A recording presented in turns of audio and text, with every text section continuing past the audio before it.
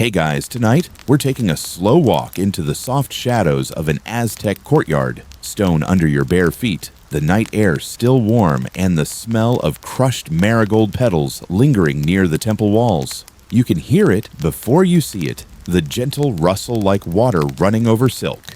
Feathers everywhere, hanging from lintels woven into shields, pinned to tunics, arranged into fans so delicate they flutter if you so much as sigh too hard. Some are green, brilliant and sharp like jungle leaves after rain. Others glow orange like firelight caught in motion. But your eye is drawn to one in particular, a single blue quetzal feather, long as your forearm, iridescent, flickering with hues that make your brain go quiet. This isn't just decoration. This is currency. This is identity. This is religion, art, and power all tied into one silent, weightless object. Of course, you probably wouldn't survive here. You'd sneeze from the feathers. You'd complain about the heat.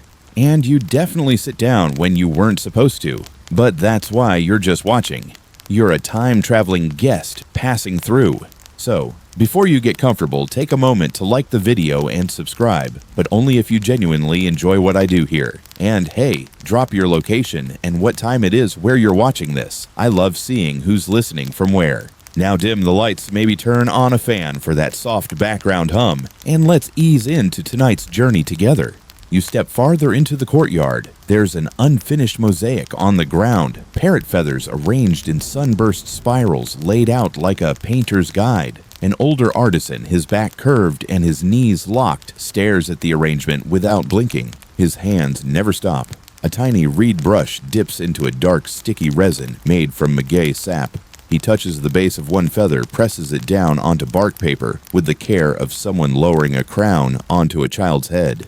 The feathers aren't laid randomly. Each curve, each shade matters. The left side of the mosaic mimics sunrise colors. The right fades into jungle tones, green, then obsidian black. Historians still argue whether these patterns were meant for the gods or for imperial display. Maybe both. Maybe neither. Maybe it was just about beauty. You shift slightly, and a servant eyes you. Not unkindly, but with a tired sort of warning. No sudden moves. Feathers bruise. A light breeze lifts one of the loose plumes from a basket near your feet. It dances upward like it's trying to fly, then lands perfectly, almost arrogantly, in the exact spot the artist was about to reach for next. He doesn't even flinch, just nods and presses it into place. There's a quiet reverence in the room. And yet if you look closely, the walls are decorated with small jokes. Carvings of parrots sticking out their tongues. Monkey feather masks that cross their eyes. Even here in this sacred feathered stillness, humor peeks out because the Aztecs, like most people, didn't take themselves too seriously all the time.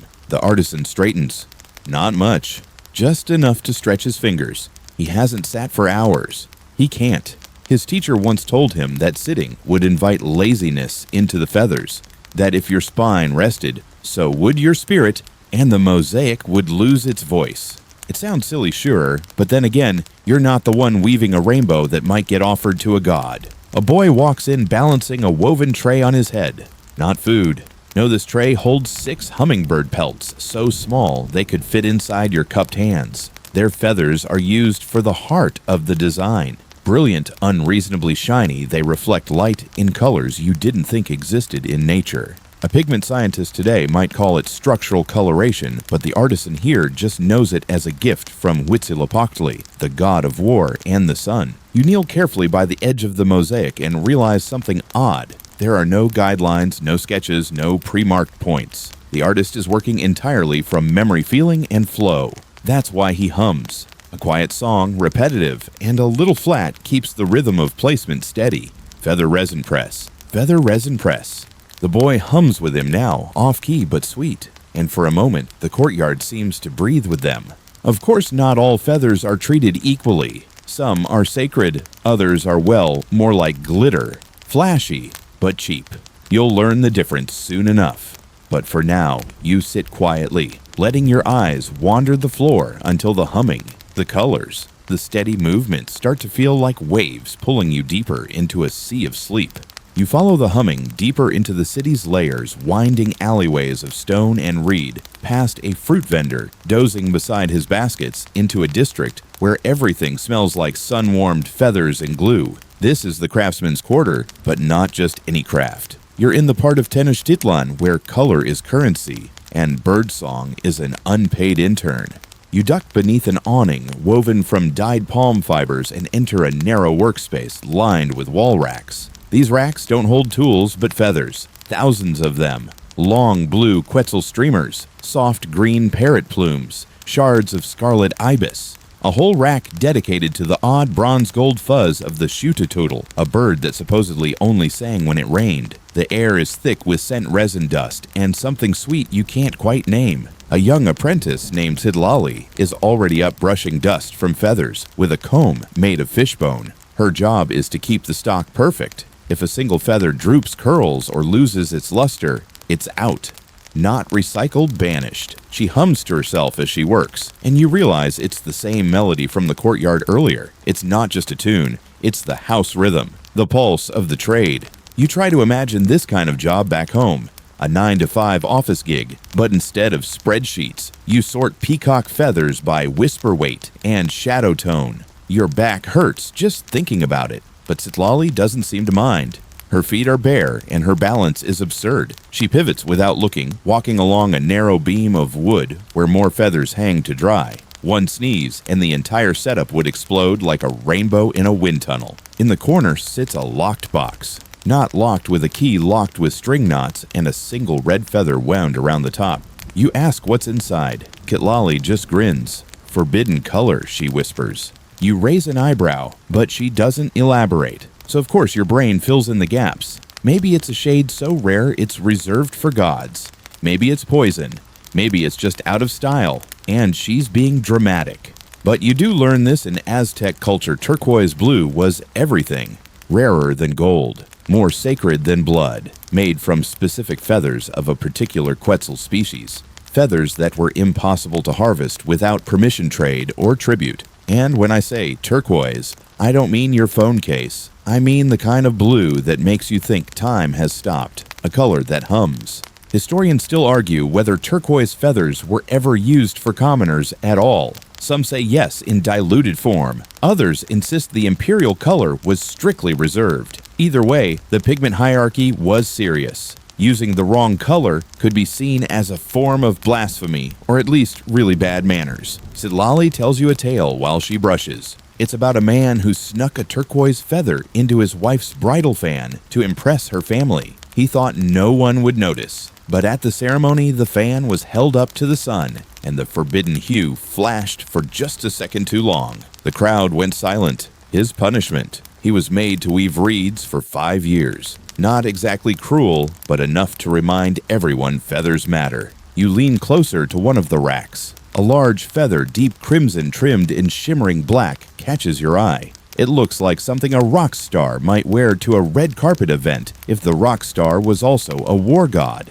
Sidlali sees your interest and gently removes it. This one, she says, came from the Gulf Coast. Traders brought it in with cacao and obsidian. That's the thing about feathers here, they tell stories. Trade routes, status, devotion, even gossip. There's a rumor that some rival cities would dye chicken feathers to pass them off as exotic. Feather fraud. Can you imagine the scandal? Historians still debate how common it was. But let's be honest, if there's a market for fake designer handbags, there was probably a market for fake Quetzal tails. Suddenly the wind shifts outside. A sharp trill of birdsong cuts through the air like a flute. Sidlali freezes, then nods. The aviary's feeding. You follow her out, blinking in the sudden light. The feather district is oddly quiet for morning. That's because the birds eat in silence, and the whole block respects that. It's not a rule, more like a shared superstition. No one wants to anger the birds that supply the gods. Sidlali waves goodbye, and you realize she hasn't sat down once this whole time. Her balance, her rhythm, her spine, they're all part of the ritual. Sitting like she told you makes the feathers forget where they came from. You're not sure what that means exactly. But as you walk back through the city, a gust of wind sends a few loose feathers tumbling along the stone path ahead of you, playful, light, and almost sentient. You try to step on one just for fun, but it lifts at the last second and sails over your foot, teasing you. You follow the sound of fluttering wings to a building so quiet it makes your breath feel too loud. No stone carvings mark the entrance, just two standing poles carved with spirals and feathers half sunk in the ground like the staves of forgotten gods. This is no market, no school. This is the Kalmakak, a noble training house. And today it smells faintly of roasted maize and molted feathers. Inside, rows of boys sit cross-legged spines, straight eyes, forward faces blank, but you can feel the tension in the air. Not fear, focus, a kind of spiritual claustrophobia. You edge into the shadowed corner of the thatched classroom and watch. On a reed mat at the front, a teacher unrolls a bark paper scroll covered in painted glyphs. His voice is low and rhythmic, not booming, but calm, steady, as if meant to echo in memory rather than air. He's not talking about war or gods or crops.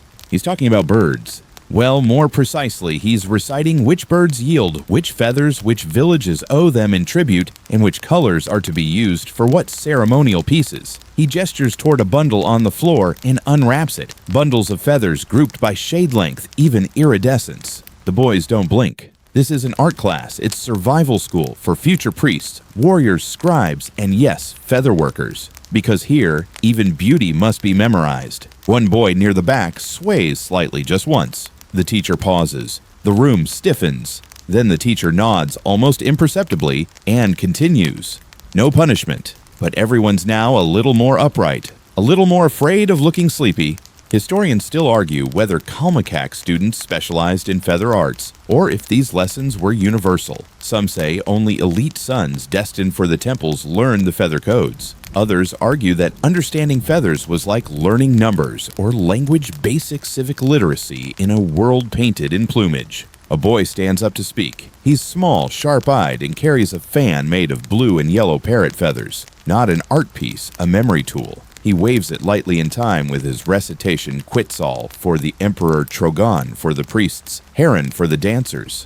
His fan flashes with each word like a magician's prop, and the other boys close their eyes silently, following along. You wonder how many sleepless nights they've spent whispering feather codes into the dark. Outside, a pair of attendants prepare lunch. Nothing fancy, some tamales, a little squash, but next to the food sits a bowl of loose feathers. Not for cooking. These are for practicing placement. Each boy, after eating, must arrange 10 feathers in a perfect radial pattern before being dismissed. If a feather is bent smudged or placed off angle, the task restarts. You watch one boy falter. His final feather slips falling with a slight wobble. He doesn't groan, doesn't pout, just quietly scoops all the feathers back into the bowl and begins again. Over and over, like a meditative dance with frustration. It's not punishment, it's precision. After all, one crooked feather in a fan for a god might be seen as disrespectful, or worse, unlucky, and no one wants to hand a storm god a sloppy accessory.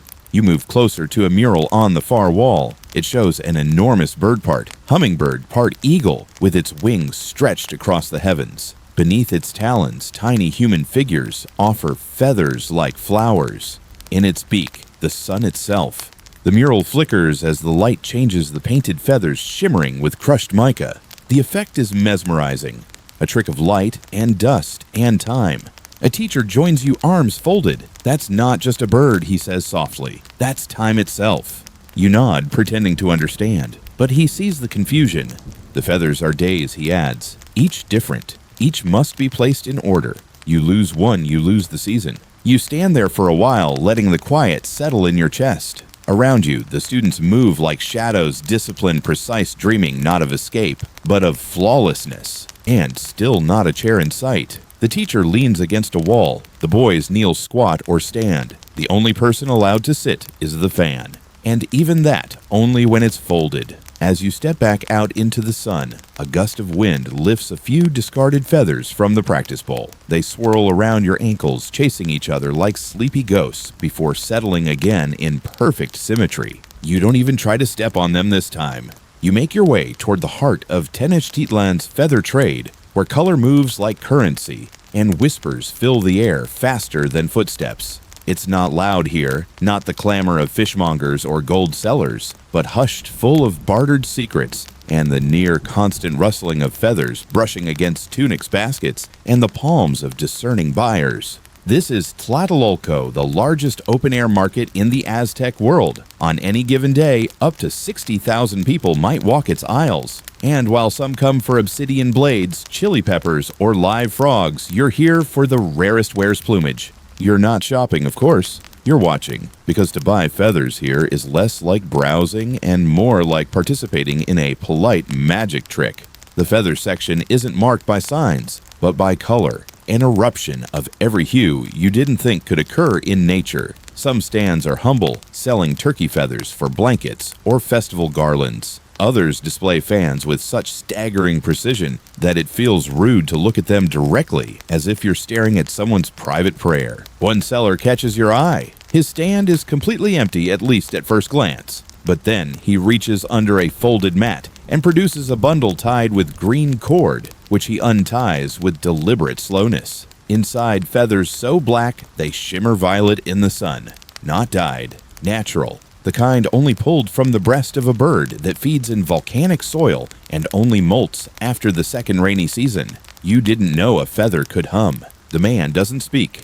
He just holds them out like a riddle. Another buyer approaches a noblewoman flanked by two attendants. She inspects the bundle without touching it and nods once. A pouch of cacao, beans the preferred currency of the feather trade, is handed over. Transaction complete. Not a word exchanged.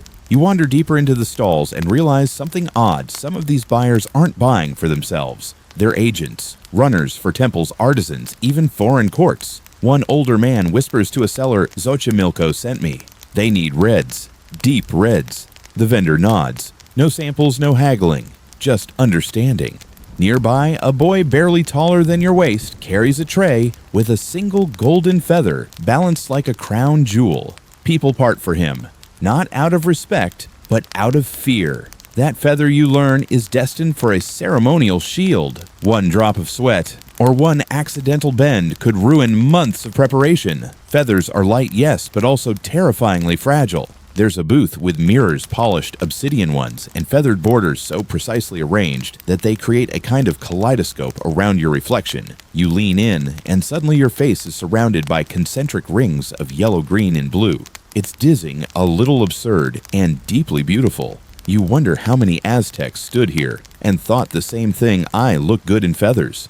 Historians still debate the full extent of the feather economy. Some say it rivaled the cacao trade. Others argue it was more ceremonial than commercial. But clearly someone made a fortune in parrot tails. And just when you think you've seen it all, you spot something unexpected: a woman selling feathered writing quills, long hollowed shafts tipped with obsidian slivers. She dips one into black dye and demonstrates how the ink clings better to feathers than to wood. The priests prefer them, she mutters, easier on the wrist.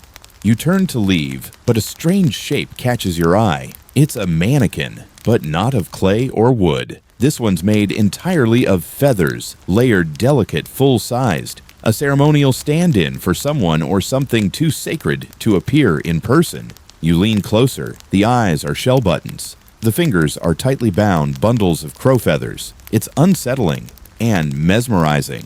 The vendor explains that this was made for a festival, then never burned as planned. Too beautiful to destroy, she says. So now he just watches. A child tugs on your sleeve. She holds out a small hand-bound scroll no larger than your palm. On it, a map not of roads but of bird migration paths. Lines in red ink, dots of green.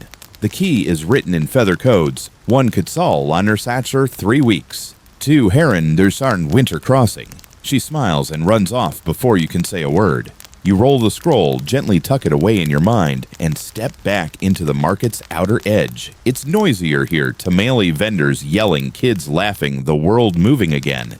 But you still hear the feathers behind you, still rustling, still watching. You follow the map etched in your memory, the one the child handed you to a place that doesn't appear on most market diagrams. It's quieter, older, and smells like a mix of warm dust, crushed corn husks, and the unmistakable sharpness of bird droppings. Welcome to the aviary, or more precisely, the bone house of feathers.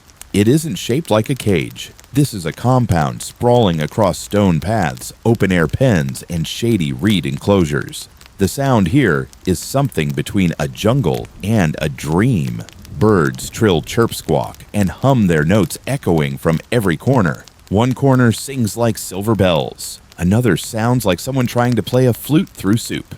Your guide is already waiting a thin-stooped man named Coatl. He walks with the posture of someone who has spent a lifetime ducking under low doorways and overhanging feathers. His arms are covered in faint scars, not from knives or war, but from beaks. He offers you a small smile and gestures to the nearest enclosure. Inside, a row of quetzals sit on perches, their long tails draping like ribbons made of moonlight and sea. Each one preens itself with slow, deliberate movements. Their chests pulse with every breath.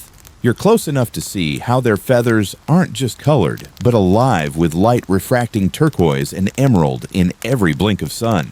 These ones, Coatl says, are temple birds. Never eaten, never sold whole. Each feather is plucked with prayer. You ask how often they molt. He chuckles. Not often enough. He explains that certain birds here aren't allowed to fly freely, not because they're prisoners, but because their feathers must grow under strict conditions. Diet is controlled. Stress is avoided. The wrong food could dull a plumage. Too much noise. Tail feathers get brittle. One sick bird in the wrong pen could ruin a dozen ceremonial fans. So everything here is curated with the precision of a royal kitchen and the silence of a crypt. A boy passes by carrying a tray of guava slices soaked in chili water, not for you, for the birds. Coatl nods approvingly. Spoiled, aren't they? You watch as he gently lifts a trogon from its perch and sets it in his lap. The bird doesn't fight. Instead, it relaxes into his touch like a sleepy cat. Coatl hums a tune familiar by now and begins to inspect the feathers under its wings. He isn't wearing gloves. There's a reason. Touch matters. You can't feel the imperfections through leather, and besides, birds know the difference. They trust skin. It's an unspoken rule. Here you care with your whole body, or not at all. Historians still argue whether this level of care was common or exceptional. Some think only Tenochtitlan maintained aviaries like this. Others believe similar ones existed throughout the empire. But all agree feather care was a sacred act. Coatl shows you a scar on his thumb, Macaw, he says. Didn't like me singing off-key. You laugh softly, but he's serious. They remember everything, especially your mistakes. He leads you to another enclosure, this one quieter. Inside are birds with downy gray feathers, pale as smoke with hints of lavender. These aren't for headdresses or shields. These are mourning feathers, used in funerary fans, masks for death rituals, and cloaks worn by those in mourning. Their softness is deceptive emotion pressed into plumage. A caretaker steps inside the enclosure and bows, not dramatically, just a short, respectful nod, and scatters tiny white seeds in a spiral pattern. The birds descend in silence. It's unnerving. You'd expect noise, flapping chaos, but they move like fog. Like they've done this ritual 1,000 times and will do it 1,000 more long after humans are gone. You find yourself leaning against a wall, suddenly exhausted. It's the air thick with drowsiness or the lull of feathered silence. Either way, your legs feel heavy, and that's when you realize no one here is sitting. Coatl and the others walk squat, kneel, lean, but no one uses a chair. You ask why, and Coatl raises an eyebrow. "We are guests here," he says. They sit.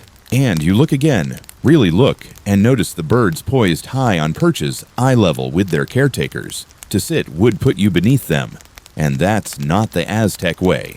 As you step outside, a breeze picks up, carrying with it a fine spray of down feathers. They drift around you like tiny parachutes, catching the light in glimmers of silver and gold. One lands on your shoulder and clings there like a sleepy blessing. You don't brush it off. You follow Coatl out of the aviary's soft hush and into a smaller courtyard. Nearby, a sort of sacred workshop known only to a handful of artisans. The stones beneath your feet are polished smooth from generations of pacing. A faint smell lingers in the air, smoke, herbs, sweat, and something faintly sweet like warm resin or tree sap left out in the sun. This is the domain of the featherworkers, the Amantica, and you're about to witness something almost no outsider ever sees. You don't walk into the room so much as glide slow and cautious, instinctively lowering your voice without being told. The space is open to the sky, shaded only by thin palm slats. Light pours in, flickering between beams, catching every tiny piece of fluff, turning it into floating gold. There are 3 artisans here. None speak. None are sitting. The oldest one probably in his 60s, although it's hard to tell beneath the layers of dye and feather dust, leans over a wooden panel stretched with soft bark paper. He's building a ceremonial shield layer by impossibly thin layer. His knees are bent back, locked, one hand steady the other, moving like a calligrapher with no pen. No one interrupts him. No one ever interrupts him. You glance around the workspace and spot the glue, a bowl of thick amber-colored sap, known as tzictli, derived from the sap of the maguey plant. It's sticky, slightly fragrant, and heated over a candle to keep it malleable. But that's not the strange part. The strange part is how the glue is applied. The artisan lifts the tiniest sliver of obsidian razor thin and dips it into the warm sap. Then he sets it aside. And then he spits. You blink. Did he just Yes. He leans over, mixes his own saliva into the adhesive with a reed tool, and hums a few notes through his nose. His breath warms the glue further, loosening it just enough to become feather-ready. You don't ask. You just watch. Because clearly this is more than technique, it's ritual. Historians still argue whether saliva was functional or symbolic. Maybe it activated enzymes. Maybe it was just a personal signature, like a painter signing a canvas with his thumbprint. Some even believe the act made the feather recognize the artisan as if the glue itself knew who it served. Now comes the best part. He picks up a single blue hummingbird feather smaller than your pinky nail and places it precisely in the center of a spiral pattern on the shield. He presses it lightly, no more than the weight of a breath, and then he waits. Nothing happens, or so you think. But then from your angle, the entire spiral suddenly shifts color, like it's sighing into shape. That one blue accent made the whole design come alive. Another artisan across the courtyard is working on a cape. She's applying row after row of overlapping feathers to a linen underlayer dyed bright yellow. The result is more animal than garment part, bird part, armor part prayer. She doesn't use scissors. Instead, she trims feathers with a small obsidian blade, each motion careful repeated. Her lips move silently, reciting something, maybe a chant, maybe just the steps. Either way, it's clear her body remembers what the words are for. You wander to a low shelf where different tools rest, sharpened reeds, obsidian flakes, small clay bowls of dye, a fan made entirely of vulture feathers, and something that looks suspiciously like a spoon carved from bone. Everything here is worn, used, loved, and nothing looks mass-produced. In one corner of the room stands a woven mat, its edges frayed from years of being never sat on. It's not decorative. It's symbolic, a reminder of the rule that governs all featherwork: you must stay on your feet. Why? Because to sit is to settle. And these people don't settle. They reach. They angle. They balance. They move like cranes at the edge of a lake, always alert, always upright. You try standing still, mimicking their posture. Knees loose, back soft but straight, hands relaxed. After 2 minutes, your calves ache. After 5, your spine protests. After 10, you quietly admit defeat and lean against a post. No one scolds you, but you notice the artisans don't even glance your way. They're too immersed. Their rhythm is their own. Feather glue breath. Feather glue breath. And still, no one has spoken a word. The only sound is the soft clicking of tools, the occasional puff of air, and the rustling of feathers shifting ever so slightly in the breeze. You realize now that you're watching something half craft, half prayer. These aren't decorations. They're offerings made physical.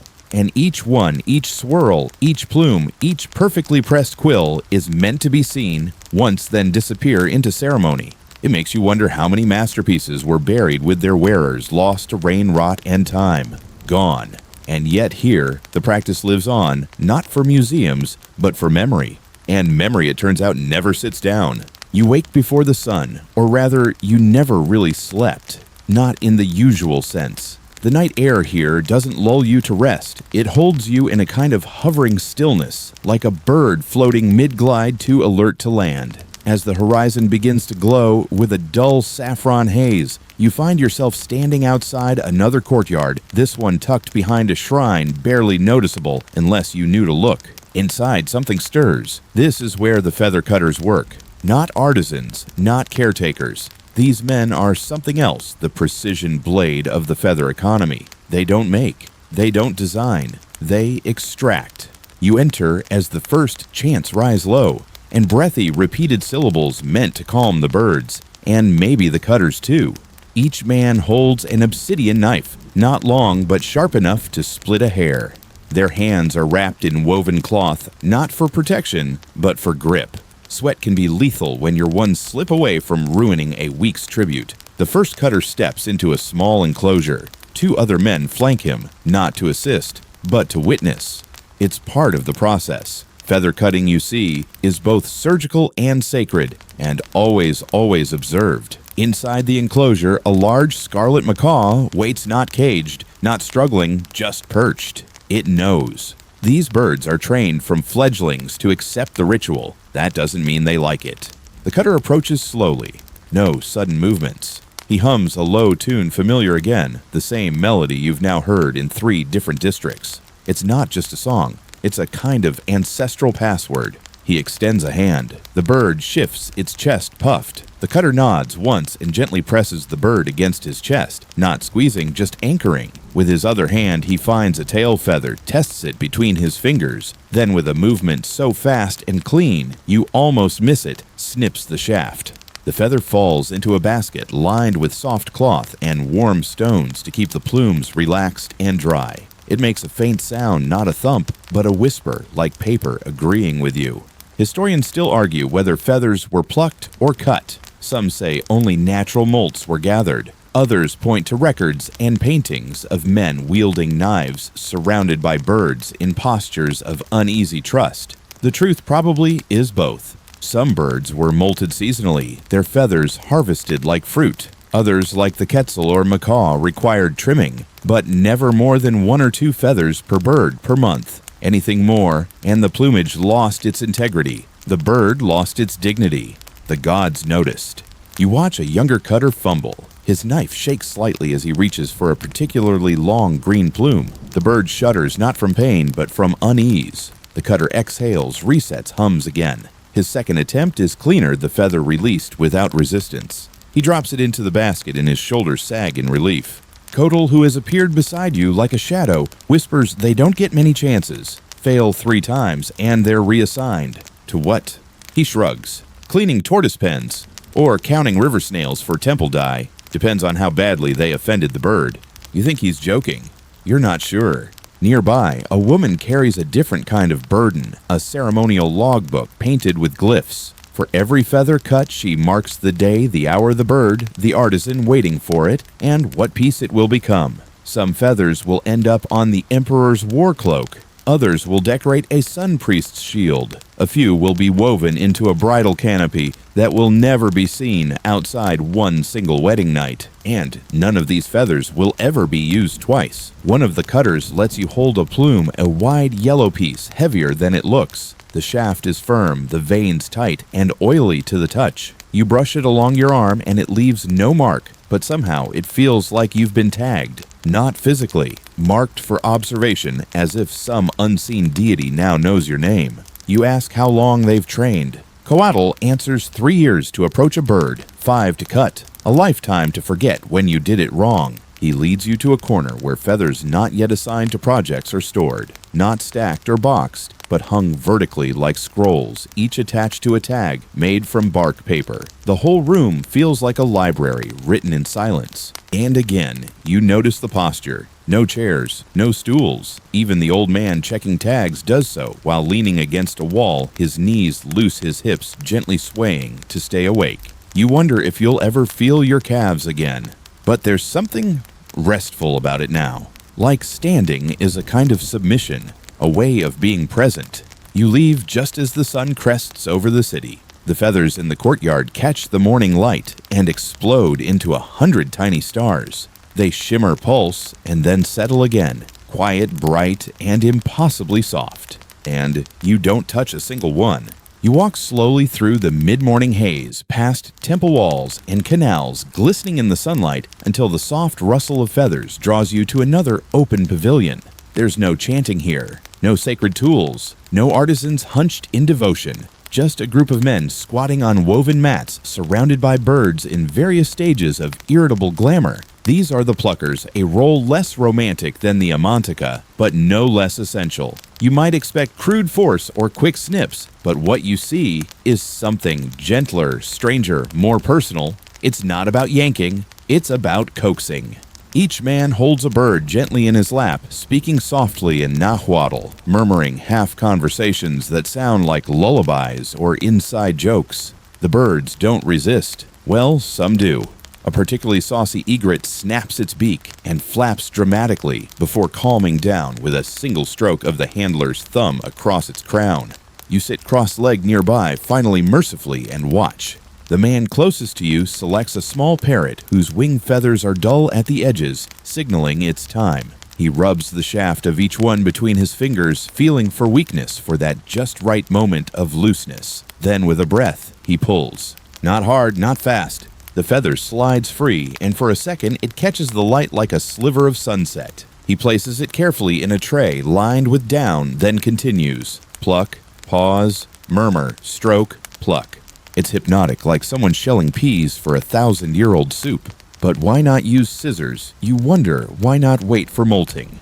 Kotal's voice returns. He's everywhere lately, like an omniscient narrator with cracked hands and sharp eyes. Molted feathers are old, he says. Tired. They remember falling. These still believe they can fly? Historians still argue whether this belief was superstition or symbolism. Whether Aztecs truly thought plucked feathers were awake, filled with the energy of the bird's final flight, or if this was simply the artisan's poetic way of explaining freshness. Either way, you don't argue with someone who speaks to birds like coworkers. A young plucker laughs as a heron sneezes. He always does that when it's his turn, he says. The other men chuckle too. And you realize these aren't just workers, they're companions to these animals. It's not a factory, it's a relationship. The tray of fresh feathers is passed to a handler who immediately covers it with cloth to prevent dust, wind, or envious spirits from settling on it. You're not sure if that last bit is metaphorical. No one clarifies. Then comes the ritual you didn't expect. The plucker thanks the bird. Hands press together, a short bow, sometimes a whispered phrase like, "Go light," or "You gave warmth." The bird is then offered water, a slice of mango, and a few minutes alone. In some corners of the city, people refer to these men as the wind's librarians, those who remove record and redistribute the softest of elements. There's no written language for the work they do, but every feather taken is tracked, matched, and remembered by color, weight, and emotion. You spot a pile of rejected feathers in a corner, bent, broken, or simply out of fashion. A child gathers them into a bundle and tosses them into the canal, where they drift like lost dreams across the water. Another handler brushes oil pressed from avocados along the shafts of new plumes. It preserves them, prevents cracking. He works fast, his fingers slick and practiced. One of the feathers slips from his grip and lands on your foot. You freeze. Bad omen, you ask? He shakes his head. Only if you throw it away. You tuck the feather into your sash. It's probably nothing. Probably. From the back of the courtyard, a new kind of bird emerges, tall, elegant, colored, like polished smoke. A crested caracara, not flashy, not revered, but prized for a single trait-tail feathers that hold shape in high humidity. Essential for shields, headdresses, anything bound for the coast. You crouch beside its handler and ask how long they've worked together. He smiles. 15 seasons, longer than my marriage. Then more seriously, she bit me less. It's funny, yes, but there's tenderness in his voice. And again, you notice he never sits. He moves around the bird in slow arcs, balancing his tools, adjusting his stance. It's not just habit, it's muscle memory. Reverence made physical.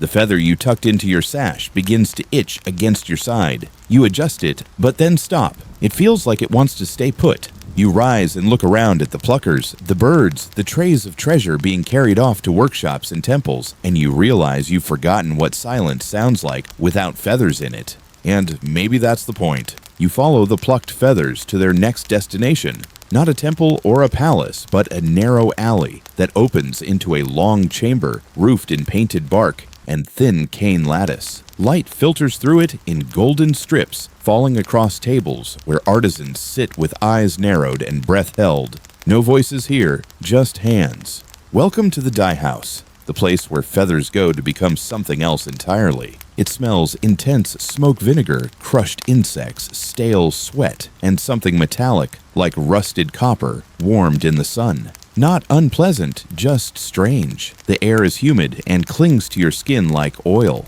A woman gestures you inside. Her forearms are stained every shade of the jungle. Bright fuchsia, sour green, deep cobalt. Her apron looks like it's been used as a color test for 20 years. And maybe it has. She dips a batch of dull brown feathers into a clay pot of thick red liquid. When she pulls them out, they drip crimson, not painted, but transformed. You ask what it is. She holds up a palm-sized beetle still twitching. Cochineal. Historians still marvel at it, a tiny parasite harvested from cactus paddles, crushed by the thousands to produce a red so rich it survived on European altarpieces for centuries. The Aztecs had been using it long before it became New World export gold. She adds a pinch of ash and a dash of lime to a different vat. Stir, sniff, nod. Every step is guesswork backed by generations of muscle memory. No measuring cups, no timers, just knowledge passed from stained hand to stained hand. One apprentice stirs a pot while reciting a chant. Another pulls a set of vulture feathers from a drying rack and rubs them with a slice of fermented plantain, apparently to seal in the hue. It works. The feathers shift from drab brown to a sheen like dark honey. You touch a finished feather. It's warm, not from heat, but from the layers of touch-breath ritual and risk soaked into it. Every color tells a story, and you start to realize just how many stories feathers had to carry. Some colors meant power, others sorrow. There's a section of the dye house reserved for mourning tones. Feathers soaked in a mix of charcoal and black sap, then glazed with mica for a soft shimmer. These would be used in funeral cloaks and death masks, or in temple offerings burned at midnight. One artisan whispers that the dyes must be mixed without laughter, or the spirits will be offended. You try not to smile just in case. At a back table, a man with no eyebrows dips feathers into a vat of green so electric it hums. Shutototl feathers, he mutters. We enhance them, not change. Just remind them what they are. You remember that name, Shutototl, the turquoise bird, the one whose feathers were tied to fire time and gods.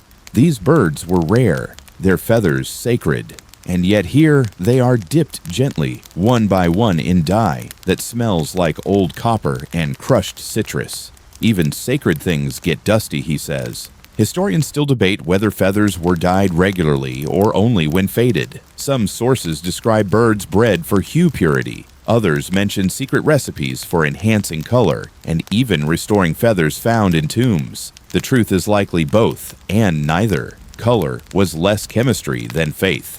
At a side bench, a girl no older than 10 fans a drying rack with a folded reed mat. Not too hard, not too soft, just enough to keep the air moving. Too fast, and the feathers curl. Too slow, and they mildew. It's a job passed only to the most trusted and the most patient. You ask how long it takes to finish a batch. One artisan shrugs. Depends if the color listens. Some colors resist. Others settle in easily like they were waiting to be found. One batch of hummingbird feathers refuses to take gold dye today. Too humid, someone says. Or the moon is wrong. Another adds, or maybe they just hate you.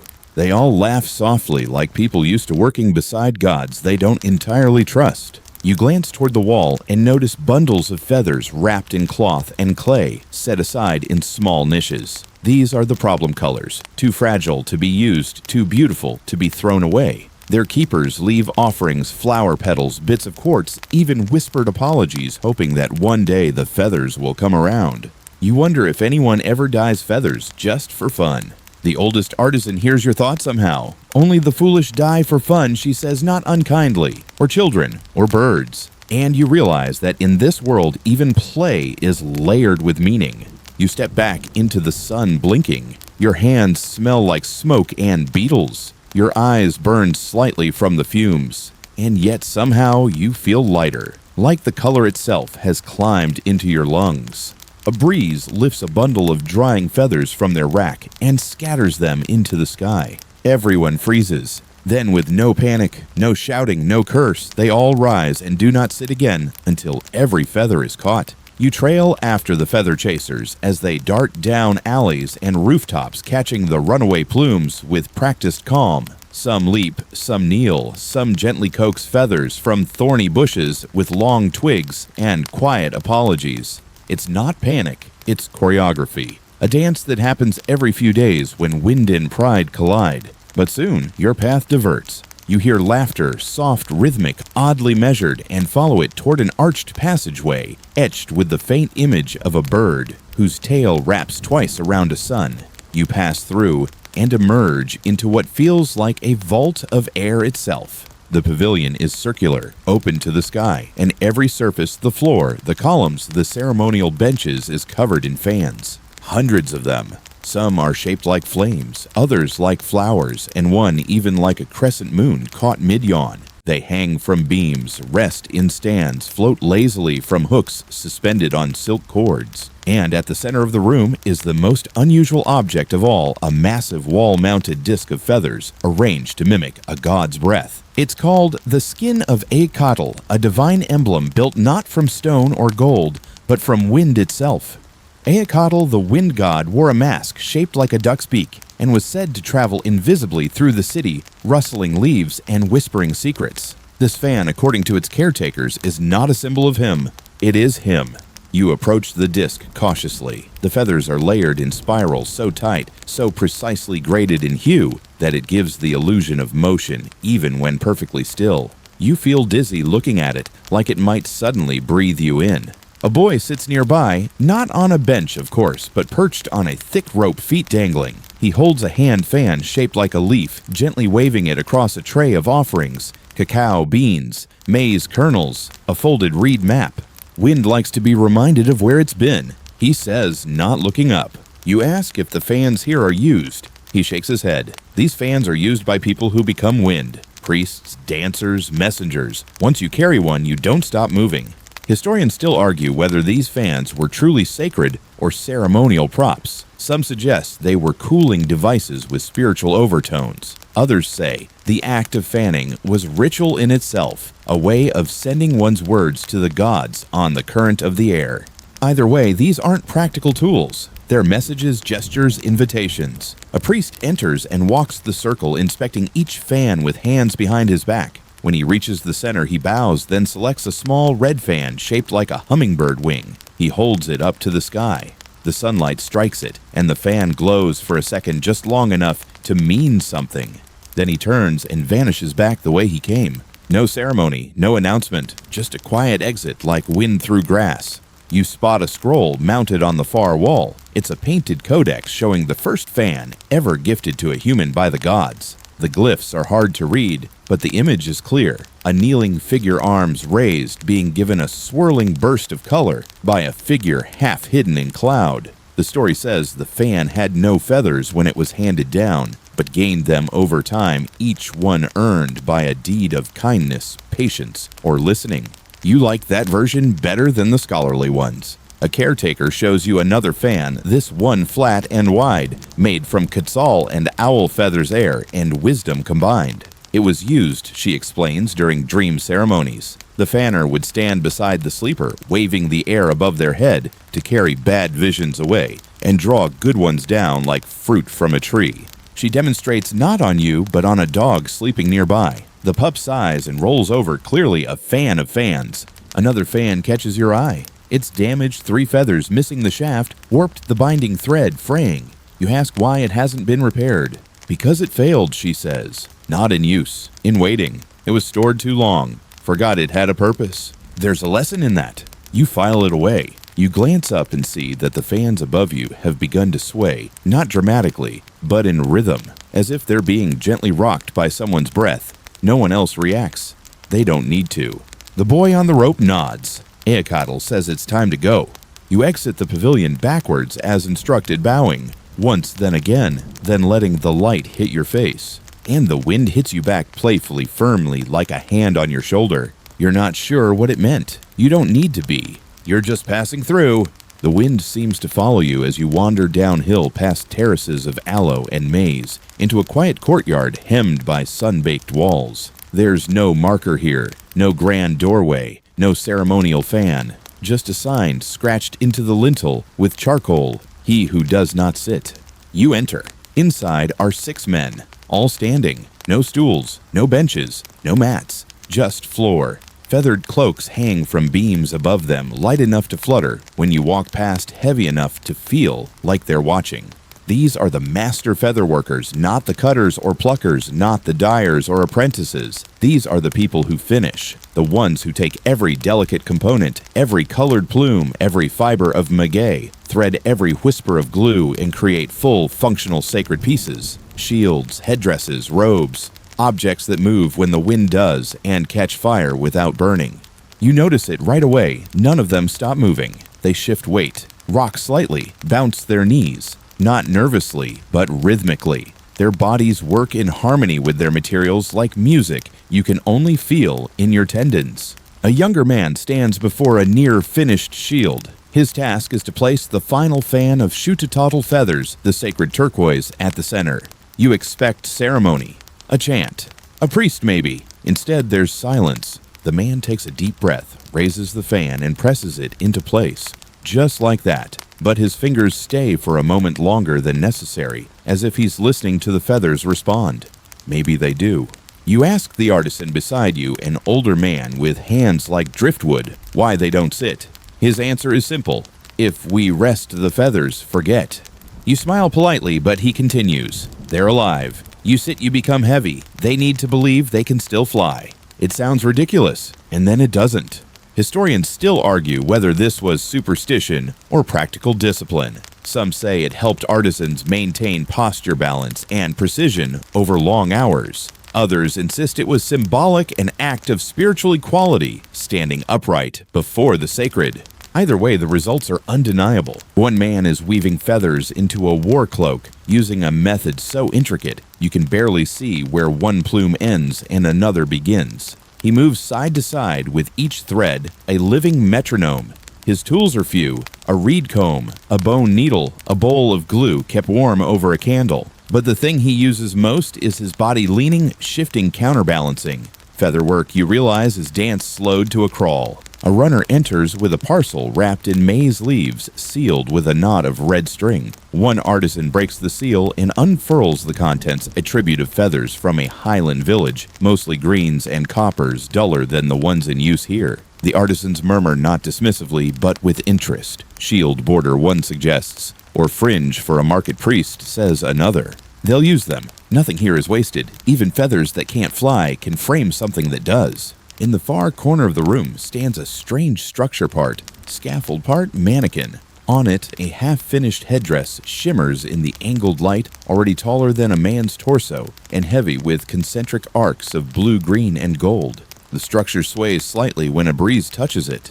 You glance upward. There is no window. The wind, it seems, makes its own doors. The headdress will never be worn twice. It's being made for a single ceremony. It will crown a priest for less than an hour, then be disassembled, its feathers stored, redistributed, perhaps never seen again, in the same configuration. You ask why so much effort for something so temporary. The old artisan looks at you genuinely puzzled. Temporary, he echoes. It lasts forever. It just doesn't stay the same.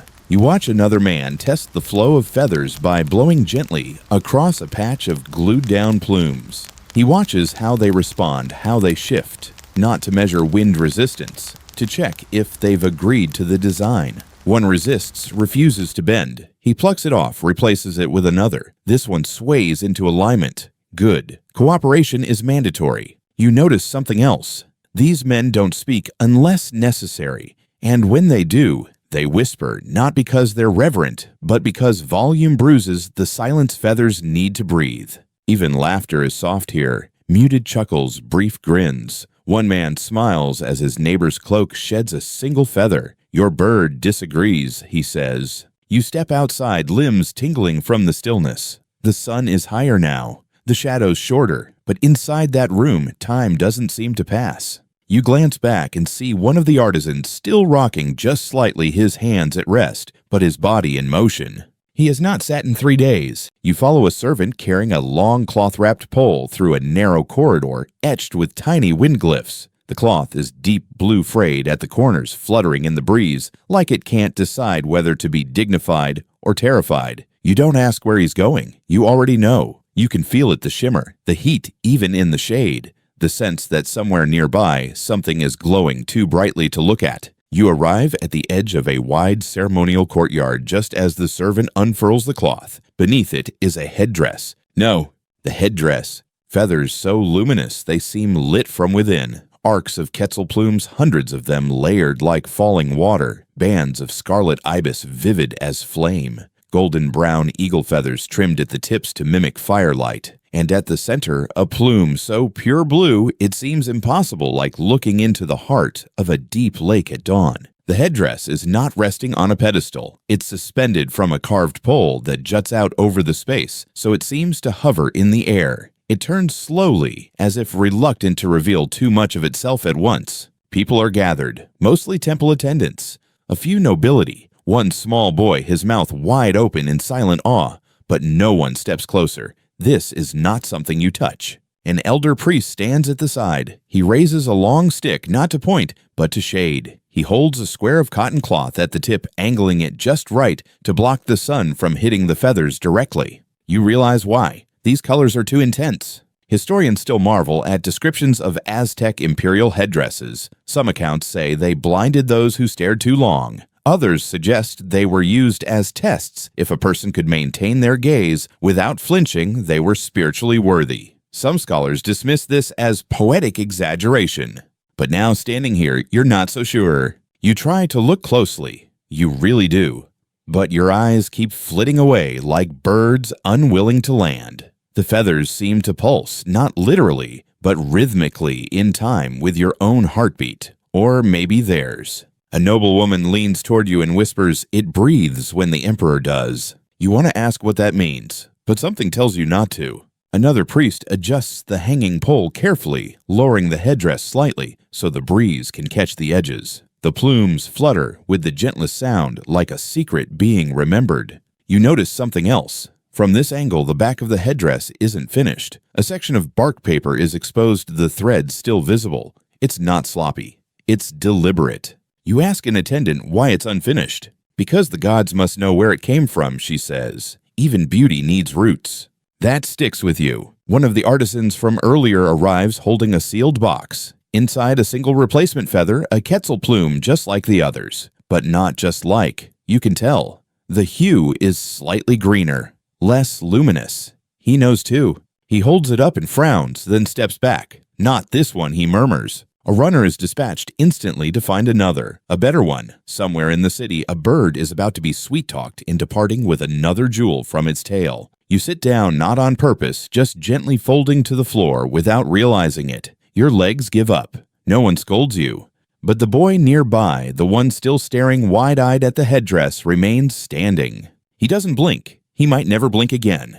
The sun shifts. The shade cloth is adjusted again. You notice the way the colors change with the angle. Turquoise turns to jade scarlet, to rust gold to bone. It's not a trick of the light. It's intention. These feathers were chosen for how they behave in motion, in ceremony, in spirit. And this is just one piece, one object among hundreds created for a single person, for a single ritual, in a single city, on a single day. You begin to understand. This isn't about showing off. It's not fashion. It's not display. It's a form of communication. This headdress tells the sky that the emperor is awake. It tells the gods that the cycle continues. It tells the wind that it is understood. It tells every person watching that something bigger than them is still being built breath by breath, plume by plume. And when it's removed slowly, reverently, not by hand, but by cloth-wrapped tongs, you feel a weight lift from the air, not heavy but charged, like a song that ended before the last verse. The boy finally blinks. You rise, knees stiff back, aching heart, quiet. No one claps, no one cheers. They simply exhale. Because you do not applaud the sun for rising, you stand and witness. You find yourself seated, yes, seated briefly, on the edge of a merchant's mat in the quieter corner of Tlatelolco's market. But it's not comfort you feel, it's caution, because before you is a basket full of lies. Feathers, to be precise. Beautiful ones, bright red, shimmering green, dusky blue with silver tips. each one lovely enough to earn a gasp from an untrained eye. But for those in the know, like the merchant currently eyeing you over his cup of atoll, there's something else entirely: fakes. You pick up a small fan. It's light, too light. The Quetzal feathers, it turns out, are dyed duck plumes, the scarlet one's painted chicken tail, and that glossy green tip coated in crushed mixes to catch the light. This, the merchant says, is a basket of what people wish they could afford. He's not ashamed. In fact, he's proud. These are imitations, sure, but they serve a purpose. The merchant calls them market feathers, affordable, accessible, and good enough to fool from a distance. Let them sparkle, he says, even if they're just borrowed light. Historians have found evidence of feather fraud as early as the height of Moctezuma's reign. Some accounts speak of entire caravans of counterfeit plumes smuggled through tributary towns and passed off in the capital as imperial-grade offerings. Others dismiss this as overblown gossip. But as the merchant folds open a hidden compartment beneath his mat, revealing a stash of glues, dyes, and thin brushes, you realize this wasn't amateur trickery. This was an industry. You lift a turquoise plume. The color's close. Too close. A blend of cochineal and indigo dusted with chalk layered with something that smells like crushed fern. It fools your eyes for a moment until you turn it and catch the wrong kind of shimmer. Never shines the same from every angle, the merchant explains. That's how you know. You ask if people get punished for this. He shrugs, only if they sell to temples. Turns out the gods have standards. Temple procurement officers are trained to detect fraud not just by sight, but by touch, smell, even sound. Real feathers rustle a certain way. Fake ones too stiff, too smooth, too silent. There are stories of priests who could hear a false feather rustling 3 courtyards away. You're not sure that's true, but still, you wouldn't risk it. You glance at a boy nearby watching the display with wide eyes and a handful of beans. He picks up a shiny fan and gasps. "Real," he whispers. The merchant smiles. "Real enough to make your uncle jealous." The boy beams and trades his beans. He walks away, swinging the fan a little taller, a little shinier. You want to feel annoyed, but you don't. Because even here in the world of feather forgeries, there's a kind of magic. These fakes give people access to beauty otherwise beyond their station. A shimmer of borrowed dignity. A chance to play at flight even if their wings are made of straw. In the corner of the stall hangs a single real feather, unlabeled, unpriced. Just one long green Quetzal plume curled slightly at the tip. The merchant sees you eyeing it. That one, he says, "That's for me." You raise an eyebrow. He nods. "Was a gift. From a dancer I tried to fool. She saw through my fan in 3 heartbeats, but she laughed, said I had nerve, gave me that instead of turning me in." You ask if he's ever used it. He smiles. "I could never glue it to anything. It would just leave." And so it sits there, watching, judging maybe, or just reminding. You leave the merchant's stall with no purchases but plenty of questions. Behind you, the boy twirls his fan as he skips between stalls, dazzling passers-by with every turn. It's not real, but it works. And you think maybe that's the point. You follow the boy with the fake fan for a while, not out of curiosity, but because the feathers flicker so convincingly in the morning light that your brain forgets what your eyes already know. The illusion is complete until he disappears into the crowd. The next turn brings you to a humbler street, one lined with thatched houses and reed fences, smoke curling lazily from cooking fires. You didn't plan to stop, but a peculiar sound draws you in, scratching, brushing, and sneezing. A symphony of discomfort. Welcome to the part of featherwork no one brags about maintenance. A woman sits beneath a crooked awning hunched over a rolled cloak. She's surrounded by an array of small tools. Bone combs, clay tweezers, bundles of sage, even a long feather bent into a hook. At her side, a dog snores in the dust tail, twitching in time with the brushing. She plucks something tiny from the cloak and squints at it. A flea. You blink. She nods. "They love the warm ones," she mutters. Sweatskin flakes all that delicious priest residue. You learn quickly that feathered garments aren't preserved by magic. They're alive, in a sense constantly threatened by mildew, sunlight, insects, oil, and bad storage habits. Each piece must be aired, smoked, brushed, inspected. Twice daily, if it's sacred. Once, if you're merely rich. She holds up the cloak for your inspection. It's dazzling green and gold woven into chevron patterns, but the smell hits first. Wood smoke, sweat, dried citrus peel, and a faint trace of something sour. That's from the chin, she says. Priests touch their cloaks a lot when they think. Feather maintenance specialists aren't artisans or caretakers. They're part doctor, part cleaner, part detective. She holds up a broken quill and sniffs it. Yes, sniffs, then scratches it with her thumbnail and listens. Too much sun, she mutters.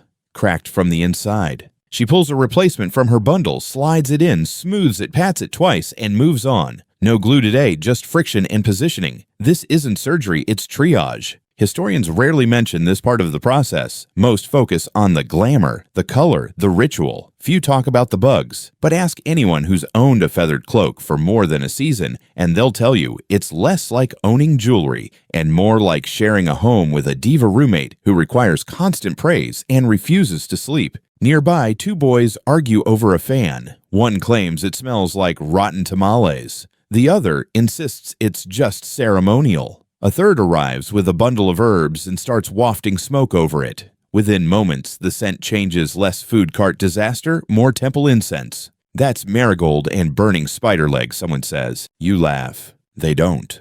You step closer to a pile of feathers laid out on a mat to dry. Some are arranged neatly by size. Others are grouped by smell. Yes, smell. Apparently, different birds retain scent differently. Turkeys absorb cooking odors, parrots hold on to sweat, and macaws, they smell like worry, someone explains. And then there's the fungus. Feathers stored in damp baskets are vulnerable to white mold, a creeping fibrous invader that doesn't just ruin the appearance, it eats the protein in the feather shaft. A moldy plume, once dried, might shatter when used. So here, feathers are regularly aired, brushed with vinegar, and treated with a paste of fermented maize and copper ash. A boy demonstrates rubbing the paste gently down the spine of a long egret feather. It looks absurd, but moments later, the sheen returns. The feather regains its shape, and the boy grins like he just revived a dead relative. You notice a bowl filled with discarded feathers, bent, brittle-stained beyond saving. A woman scoops them into a pouch. Trash, you ask? She shakes her head. Dream pillows. Excuse me. She explains that old feathers, especially ones worn by priests or dancers, are often repurposed, stuffed into headrests, woven into mats, or bound into small sachets placed under pillows to invite sacred dreams. It's believed the feathers still remember what they've seen.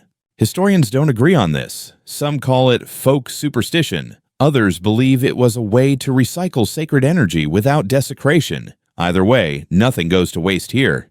Not even failure. You help a girl clean a tiny fan that once belonged to a minor official. It's dull now, feathers drooping. She shows you how to steam it using boiled orange peels.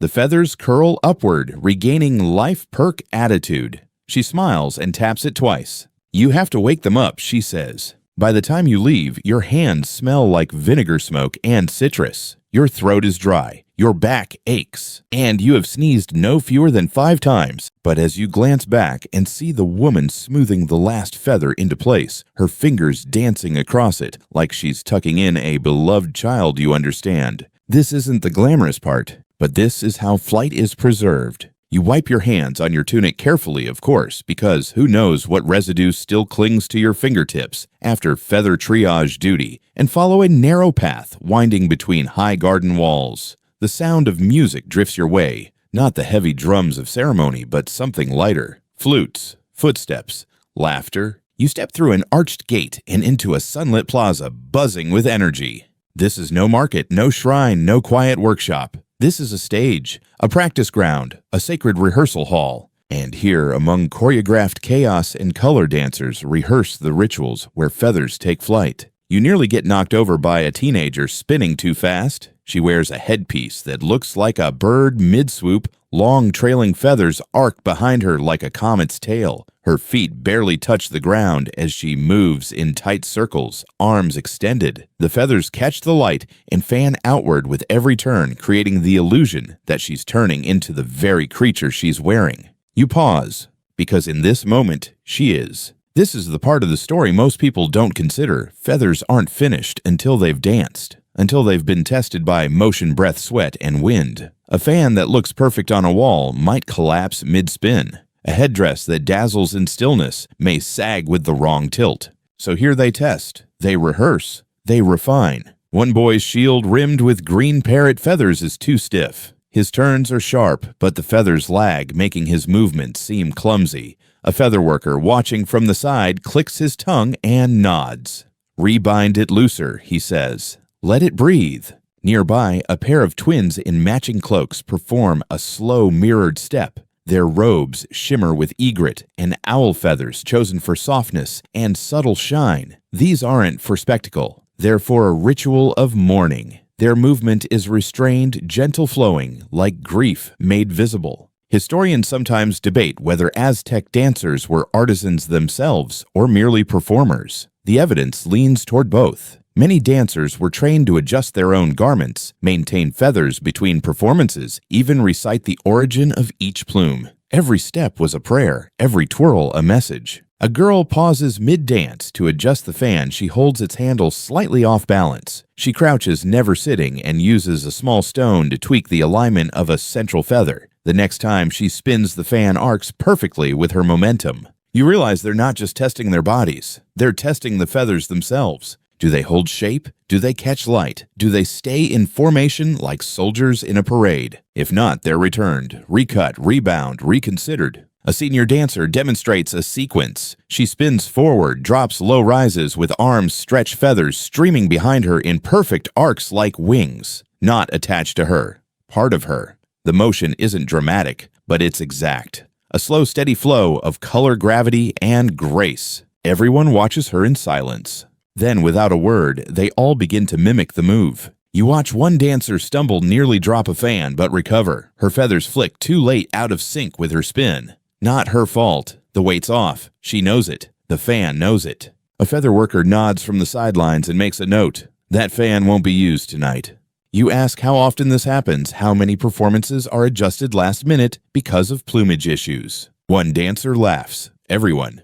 They practice for hours. Always standing, always moving. When they break, they lean against walls, stretch, sip water, but never sit fully. Not in costume, not with feathers on. To do so is seen as disrespectful to the energy the feathers are meant to carry. Sit after one boy says, when the bird has flown. And always the wind plays its part. Every so often, a breeze sweeps through the plaza, and the entire group turns, adjusts, tests how the air affects their feathers. Some pieces flutter too much. Others not at all. The ideal feather responds with dignity, moving just enough to be seen, never enough to be unruly. You spot a dancer in a cloak. You recognize the one cleaned earlier. She moves confidently, the feathers shimmering like water over stone. You realize that even maintenance has choreography. You were part of this, however briefly. By the end of rehearsal, a quiet pride fills the air. Not joy, not excitement, just calm readiness. The dancers bow not to each other, but to the feathers. One girl gathers a dropped plume from the floor and whispers something before tucking it back into her fan. You don't hear what she said, but the feather seems to. The plaza empties slowly, dancers dispersing like flocks after a storm.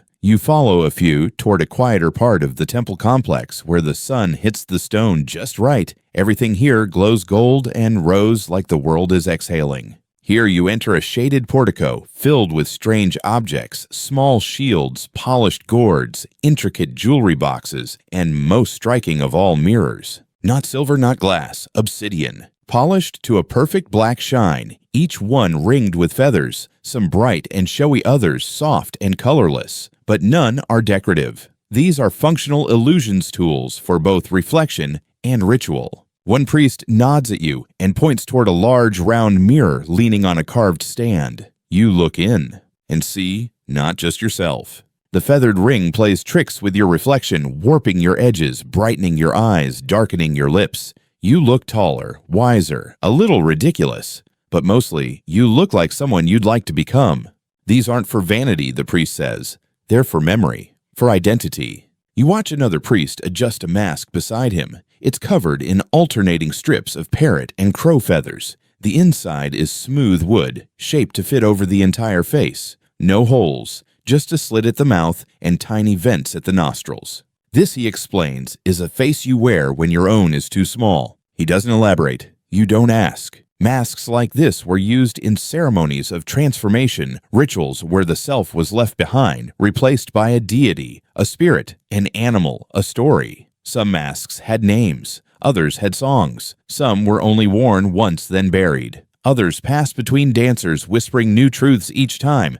You pick up a mask carefully. It's heavier than it looks. The feathers whisper against your fingers, and your vision narrows as you slowly raise it to eye level. You don't put it on, but for a moment, you understand how it might feel to become something else. The priest watches you and nods. It's not about hiding. It's about becoming more visible. There's a debate among historians about the function of these feathered objects. Were they sacred political psychological tools for group unity, symbols of rank? The answer, as always, is yes, and also more. A small boy enters the portico. He wears a cloak of dull feathers, nothing grand, but it sways as he walks. He steps in front of a mirror and makes a face, then another, then sticks out his tongue and laughs. The priest smiles. Sometimes the mirror shows you who you're becoming. Sometimes it shows you who you were. In the corner of the portico is a shield, but not for battle. It's a storytelling device. Its surface is painted with bright scenes, figures, dancing rivers, curving stars overhead, and ringed with bands of tiny feathers, hummingbird, owl, heron, duck. Each band you learn corresponds to a different layer of the story. One is for place, one is for mood, one for spirit, one for fate. A performer holds the shield during ceremonies and tilts it in different directions while telling the tale. The light catches the feathers and alters the emphasis, drawing the eye from river to star to warrior. It's a live-action painting, but the brush is your breath and your movement. You ask how the shield's meaning is remembered. The priest shrugs. It isn't. Not completely. That's why we tell the story again. One mirror hangs upside down from a beam. You ask why. To reflect what others won't show you, the priest says. You stare into it. Your eyes shift. Your mouth looks softer. You see someone thoughtful, someone searching. You look away. And behind you, the feathers continue to shimmer, silent, brilliant, unreadable. You take a moment to kneel beside the boy. He offers you his dull cloak. Try it, he says. Mine's not real, but it still works. You drape it over your shoulders. It smells like corn and ash and maybe a little smoke. Nothing special. But when the breeze lifts it and the feathers flutter against your neck, you understand something very quiet and very old. The cloak is light, but you are lighter in it. You carry the weightless cloak a little longer, letting it sway as you walk until you reach a village just beyond the market walls, one that doesn't sparkle or bustle, one that smells more like river mud and mesquite smoke than incense and dyes. The homes here are humbler, the people quieter, but the bundles being carried on their backs priceless. This is one of the many tributary villages of the Aztec Empire, and today it's Plume Day. You arrive just in time to see a group of villagers gathering near a small stone platform. Most carry carefully woven baskets covered in cloth, bound with colored cords. Some are children, others elderly, but all of them handle the baskets like they're full of sleeping snakes. Inside feathers, not dyed, not cut, raw. You stand beside a young girl who peeks under her cloth and proudly shows you a bundle of mot-mot tail feathers, iridescent blue-green, with their distinctive racket-shaped tips. From our orchard, she says, as if describing a fruit harvest. Nearby, a man lowers his basket and reveals a mix of egret plumes and parrot feathers. He says nothing, just nods. His hands are calloused, his fingernails stained. You get the sense these feathers weren't just gathered, they were earned. One elder explains how his village raises birds for specific ceremonial tribute, not for eggs, not for meat, but for their annual plumage. He points to a small pen filled with herons, tall and aloof, preening in the sunlight. They molt on the festival day, he says proud. They know their place. You learn that many villages have feather quotas taxes paid not in maize or coin, but in quetzal tail feathers, trigon crests, or heron down. Some even send plumes tied with glyph-marked cords, indicating the season, the moon cycle, and the intended use. Historians still argue whether this tribute system was exploitative or cooperative. Did villages suffer under the burden of feather taxes, or was it a source of pride, a chance to contribute to the imperial spirit through beauty? The truth, as always, floats somewhere in between. A group of boys brings forward a bundle wrapped in reed and clay. When opened, it reveals a fan so finely layered it looks woven from liquid. One boy speaks up, "We made it ourselves." For the smoke dancers. An official from Tenochtitlan inspects the tribute. He doesn't touch anything directly. He uses a stick tipped with obsidian to lift feathers, test the lay nod or grunt. He wears no crown, but the space around him carries weight. His job is not to praise. His job is to remember. A young girl presents a bundle of feathers still attached to the skin. This, you learn, is controversial. Some temples allow it, believing the attached skin preserves the structure better. Others call it disrespectful, too close to blood. The inspector frowns, notes something on his scroll, but accepts the bundle. You walk with the villagers as the tribute is formally handed over. There's no gold here, no fanfare, just a quiet ceremony where feathers are passed like wishes, like debts, like secrets too old to speak aloud. As the baskets are loaded into reed carts bound for the capital, the villagers exhale, not in relief, in ritual. This is part of their calendar, as steady as rain or harvest. One man removes a single feather from his bundle before the inspector arrives. He tucks it behind his daughter's ear. She grins and runs off. You ask if that was allowed. He grins too. Some beauty stays home. You linger as the carts roll away, hearing the soft rustle of their contents as they pass over the stone path. The sun catches the edge of one basket, and for a moment, the exposed feather inside glows with such perfect green, you forget to breathe. And you realize this entire village is built on color. Not painted walls or dyed cloth, but the promise that even here in quiet corners, beauty still counts. And someone somewhere will notice. You follow the carts for a while, watching as they disappear back into the heartbeat of the capital. But the trail they leave isn't dust. It's silence, punctuated only by the whispering of feathers, shifting in time with the bumps in the road. Eventually, your path veers left. The stone gives way to soft grass and earth, and the air thickens with the scent of wet soil and crushed blossoms. You've reached one of the sacred bird sanctuaries, a place few enter, and even fewer leave unchanged. It's not a zoo, it's not a temple, it's something between.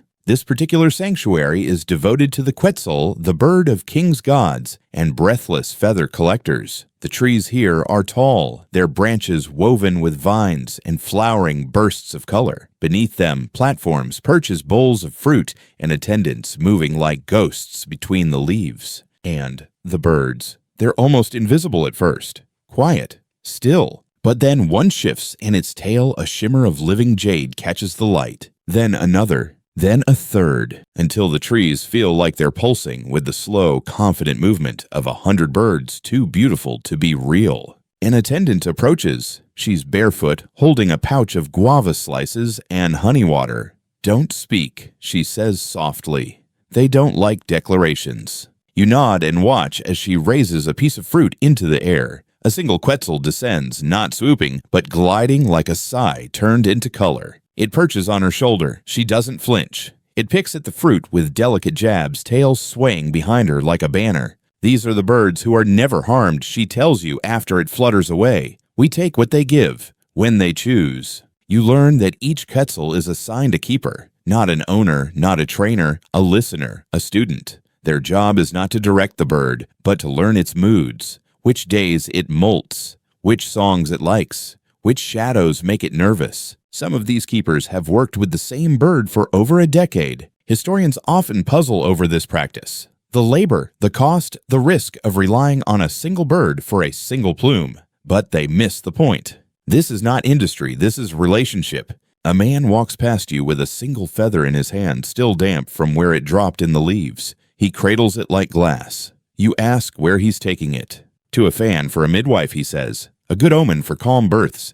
The sanctuary has a map, but not of geography. It's a plumage chart. Each bird is marked by feather tone, molt pattern, and past offerings. Some birds, you're told, have not dropped a usable plume in 5 years. But they will, says one keeper, when they're ready. A young Quetzal flutters down beside you. It stares. You freeze. It hops closer. Then, as if making a decision, it ruffles its feathers and lets a single plume fall from its side. It drifts slowly toward the ground. You instinctively reach for it, but the keeper touches your arm gently. He gave it to the earth, she says. Not to you.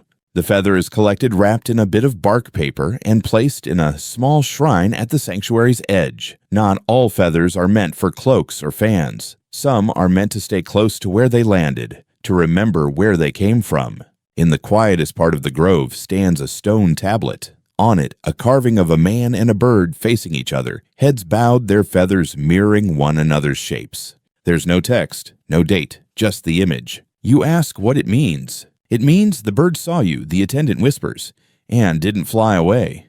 You stay in the grove until the sun shifts and the light falls softer, slanting through the trees. The birds begin to call, soft chimes, low trills, the sound of morning, remembered just before dusk. As you leave, a feather flutters past you, not to be caught, just to remind you it exists. You walk the rest of the way back in near silence, the sounds of the sanctuary lingering like dreams, soft wings rustling branches, the hush of your own breath adjusting to a world where nothing needs to be said too loudly. But then sound returns. Not music, not ritual, just the rhythmic creak of wood wheels and the murmur of traders. You've arrived at Tenochtitlan's artisan quarter, but not the dye houses or cutting stalls.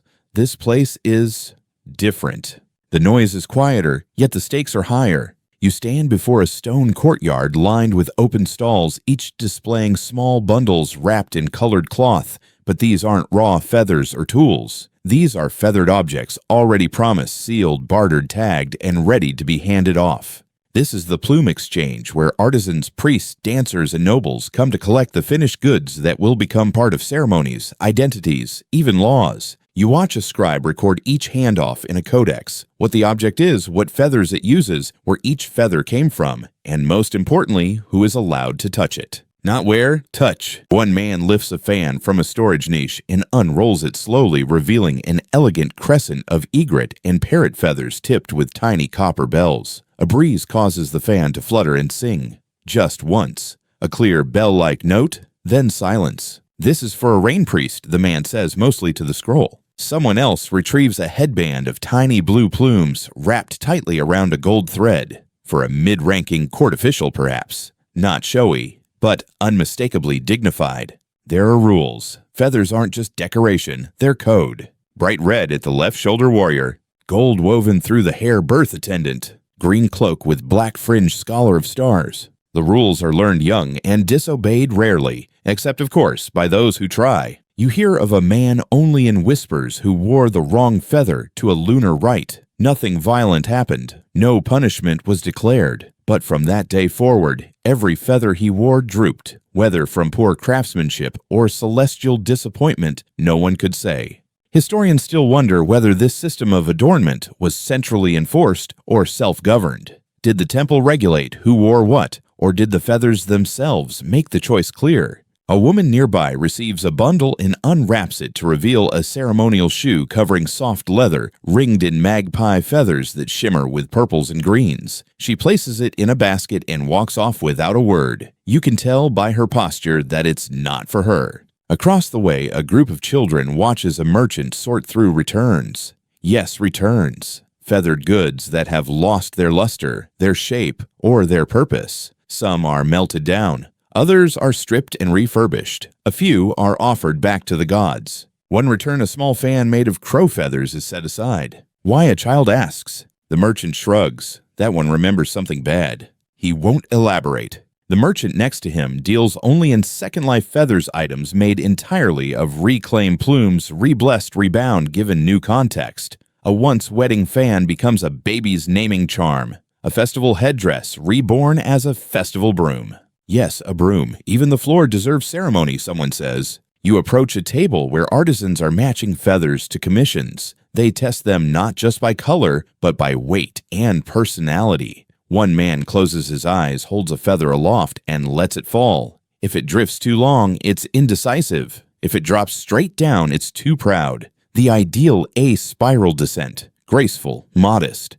You watch for a long time. Then an attendant hands you a bundle. You didn't ask for it. You didn't know it was yours. Inside, a single feather, dull gray, nothing special. But beneath it, a note painted on bark paper in fine looping script. One who stood, one who did not reach, one who was still seen. You hold it in your palm. It doesn't shimmer, but it fits your hand like it's always been there. You walk with the gray feather still in your hand, unsure what to do with it. It's not dazzling. It doesn't sing when you wave it through the air. It isn't trimmed, dyed, or glued. but it stays warm like a coin kept in someone's pocket for years. You tuck it behind your ear, not for show, just to remember you're still here. Your steps take you to a building shaped like a spiral, its stonework subtly feathered at the edges as if the very walls might lift off. This is no workshop, no market. It's quieter, slower, almost meditative. You found the Hall of the Forgotten Feathers. It sounds dramatic, but it's really just a place where things go when they're too strange, too damaged, too complicated to be sorted elsewhere. Feathers that don't match, projects left unfinished, items that resist purpose, and yet none of it feels like waste. A man greets you at the entrance. His tunic is plain, his hair tied back with a faded blue ribbon. He doesn't smile, but there's something in his eyes that says, "Welcome anyway." "Bring no questions," he says softly. "Just look." So you do. Inside, the walls are lined with narrow niches, each holding a single object, fans with broken handles, headdresses with one patch, unfinished cloaks of dazzling feathers interrupted by a single black thread. You approach one and notice that black thread is a raven feather placed deliberately like punctuation. You ask what went wrong with it. The man shrugs. Maybe nothing, maybe everything. They all arrive unfinished. Sometimes that's the point. There's a scroll mounted to the wall covered in names, each name followed by a tiny painted glyph of a feather. Some have symbols beside them: fire, water, maize, wind. Others have none. Some of the names are crossed out. Others are marked with a tiny dot of gold. You find your own name on the list. You stare for a moment, wondering who added it. You move deeper into the hall and see feathers with stories too heavy to fly. One fan is made entirely of mourning plumes, soft gray, nearly translucent. It was meant for a widow's vigil, but the ceremony never happened. Now it rests on a clay stand, its feathers still curved inward, like someone curled up in sleep.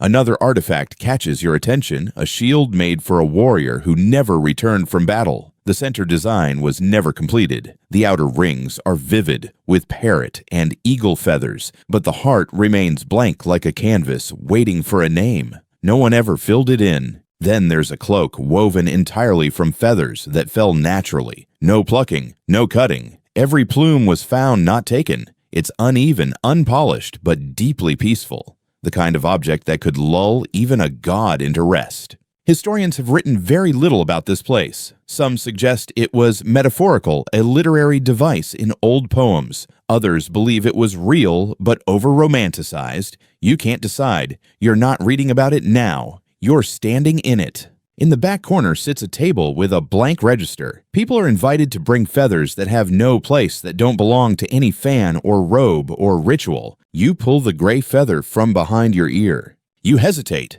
Then, instead of placing it on the table, you tuck it into your sash again. The man nods. "Not forgotten," he says. "Just waiting." As you exit the hall, the breeze picks up again, and you realize something's changed. Your ear feels warmer. Your steps feel lighter. And the gray feather, it flickers for a second in your peripheral vision, just enough to make you turn your head. Just enough to remind you, not every feather needs to shine. Some are here simply to hold the wind a little longer. The sun has started to dip low across the city, casting long shadows that reach like fingers across the plaza tiles. You're not far from where you began this journey, though time feels slanted now, like it's folded in on itself. Your next steps lead you up a narrow stairway that coils around a temple structure. But this temple isn't topped with stone idols or flaming braziers. It's crowned by a structure of air and light, a woven canopy of reeds rope, and a scattering of bright feathers suspended high above, swaying gently in the evening breeze. You're welcomed by a young priestess, her voice soft, her expression serene. "Welcome," she says, "to the place where sacred birds never die." You blink. Surely this isn't a literal claim. She gestures you forward. You find yourself inside a small shrine, not ornate, not gold-plated, just humble walls adorned with carvings of birds in flight. Every species you've seen so far is represented here. Quetzal, trogon, heron, hummingbird, even the vulture, its wings outstretched with surprising grace. At the center of the shrine is a feather bundle wrapped in layers of cloth, reed, and bark paper. It's sealed with wax. The priestess notices your gaze. That, she says, is a soul feather. You ask what that means. She doesn't answer directly. Instead, she walks to a woven basket at the altar and unwraps a small fan, no larger than your hand. The feathers are dull brown, nothing spectacular, but the way she holds it, you'd think it was spun from lightning. This belonged to a bird who lived here for 17 years, she whispers. He never flew far, but when he died, we kept the feather he gave us on his last morning. She passes it to you. It's warm. There's no ritual for this moment, no chant, just the quiet sound of evening birds beyond the walls. You learn that many old birds are kept in this temple, ones too fragile to be shown, too sacred to release. Their feathers are not used, not displayed, just documented, preserved, honored. Historians argue about whether the Aztecs believed birds had souls. Some records suggest feathers were considered messages from the divine, not just symbols of gods, but fragments of them. Others describe certain birds being buried with names and rights like people. The truth, again, lives somewhere in the middle. The priestess opens a codex and shows you a drawing, a woman releasing a fan into the air, its feathers scattering as it flies upward, each plume turning into a star. She was a dancer, the priestess says. She asked to be remembered with her feathers. You ask if it worked. The priestess nods toward the ceiling. There, suspended by threads of gold fiber, are hundreds of tiny feathers, each labeled with a single glyph. Some are vibrant, some are pale, a few are bent. None of them match. Each one belonged to a bird or a person who asked not to be forgotten. You look back to the bundle at the altar. The wax seal has a single glyph stamped into it, a spiral. She gave us that one, the priestess says. The bird, after watching a child dance. You can't decide if the bird understood what it was doing. You're not sure it matters. You step to the edge of the shrine and look out over the city. The wind picks up just enough to stir the canopy above. The feathers overhead tremble and hum. And suddenly it all connects. The mosaic in the courtyard, the dancers rehearsing, the boy in the market with the fake fan, the gray feather in your sash, the fans that never got finished, the ones that were too strange, too real, too small to matter until they did. You look up and one feather breaks loose from the canopy. It drifts down, slowly turning end over end until it lands softly on your shoulder. You don't reach for it. You just let it rest there. You walk back through the temple complex as dusk deepens, colors thinning from the sky until the world softens into shadow and silver. Lamps are being lit, small clay bowls with cotton wicks, the flames flickering like fireflies caught mid-thought. The air grows cooler, heavier, perfumed with copal smoke and night blossoms. And then something curious. Laughter, soft, low, almost embarrassed. You follow it to a garden near the priest quarters, where a group of people are huddled around what looks like a headdress in progress. But this one has a problem. The feathers are too tall, comically tall. They bow under their own weight, drooping like tired ears on a festive dog. Every time someone tries to lift the headpiece, it tilts dramatically to one side. A child nearby is stifling a giggle behind a tortilla. One of the artisans, probably the designer, is muttering to herself and eyeing the mess like it's personally betrayed her. This was for the midwinter solstice, she sighs, supposed to mimic the peak of the sun at noon. You ask what went wrong. Gravity, she says, deadpan. Historians seldom mention this, the things that didn't work. The failed fans, the top-heavy cloaks, the cloaks that rustled too much during solemn ceremonies, the feathers that refused to lie flat no matter how many times they were steamed. You sit nearby, careful not to draw attention, and watch as the team attempts a fix. Someone suggests trimming the base. Another recommends doubling the support rod. A third just wants to start over. Everyone sighs.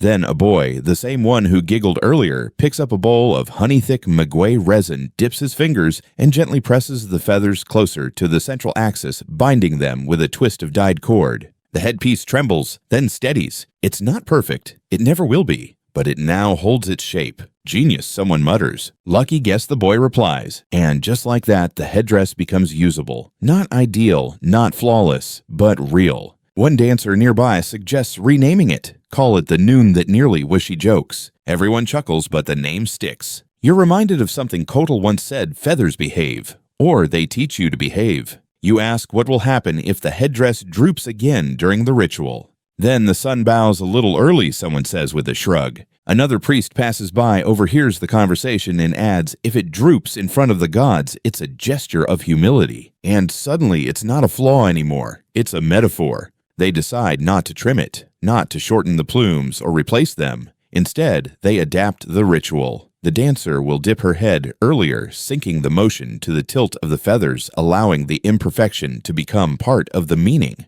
You sit back and realize this is how rituals evolve, not with grand declarations, but with sticky fingers, quick thinking, and a willingness to laugh in front of the divine. One artisan points to a nearby basket. Inside are broken tools, leftover dies, snippets of cord, and feathers too short to use. Useless things. Or so you think. No, she says this is where we find answers. She pulls out a short green feather and braids it into the neck of the headdress. You barely notice it. It won't change the silhouette, but it helps. It grounds it. You look around at the people gathered, artisans, dancers, priests, children, and realize that none of them are trying to impress each other. They're trying to solve a problem together. And it feels sacred. Not because it's rehearsed, because it's shared. The boy who fixed the tilt walks over to you and holds out a palm. He's offering you something, a feather. But not just any feather, it's short, slightly frayed, streaked with dye. Imperfect. You take it. What do I do with it, you ask? Remind someone that it worked anyway, he says. You tuck it into your sash beside the gray one. 2 feathers now. Neither perfect, both earned. The night fully arrives without fanfare. No bells, no drums. Just the soft shift from gold to indigo and a breeze that now smells of roasted maize, damp stone, and distant rain. You walk a quieter road, now one that winds past low buildings lit only by single lamps, places where trade once boomed and now whispers. You find yourself in front of a small worn building with a painted sign, House of Feather Measures. You step inside. No feathers line the walls here. No fans, no cloaks, just scales, cords, scrolls, weights, and silence, the kind of silence that stacks like paper. 2 scribes sit on woven mats, heads bowed over bundles of feathers tied in ceremonial cords. They weigh, inspect, and record, marking each entry in a massive codex that looks more like a tapestry than a book. Welcome to the place where feathers become politics. The older scribe doesn't look up when he says, "We don't measure beauty. We measure debt."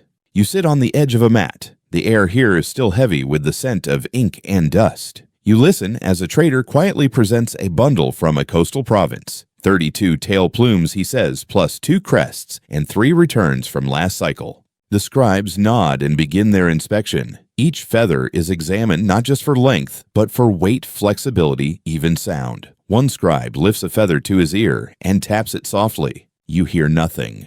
He nods. Good resonance. You learn that certain feathers were once used as currency. Not just tribute or decoration, but legitimate mediums of exchange bartered for cacao cloth, obsidian, and labor. Feathers don't rust, the scribe says. They fade, so they make excellent short-term promises, less good for inheritance. He chuckles at his own joke. A boy enters with a bundle wrapped in waxed linen. He's nervous. This is clearly his first delivery. He offers the package to the scribes with both hands. They open it and pause. The feathers are beautiful blue gold, iridescent, but too many are the same size. That's a red flag. They begin checking for signs of trimming. Within moments, they find it. One feather's shaft is shaved at the base. Another is dyed to mimic the hue of a rarer bird. Quiet muttering. A disappointed exhale. Forgery, the elder scribe says. The boy flinches. He didn't make them. He just carried them. The scribes won't punish him, but they do record it. A mark beside the village's name. Nothing flashy, just a small glyph in the shape of a bent feather.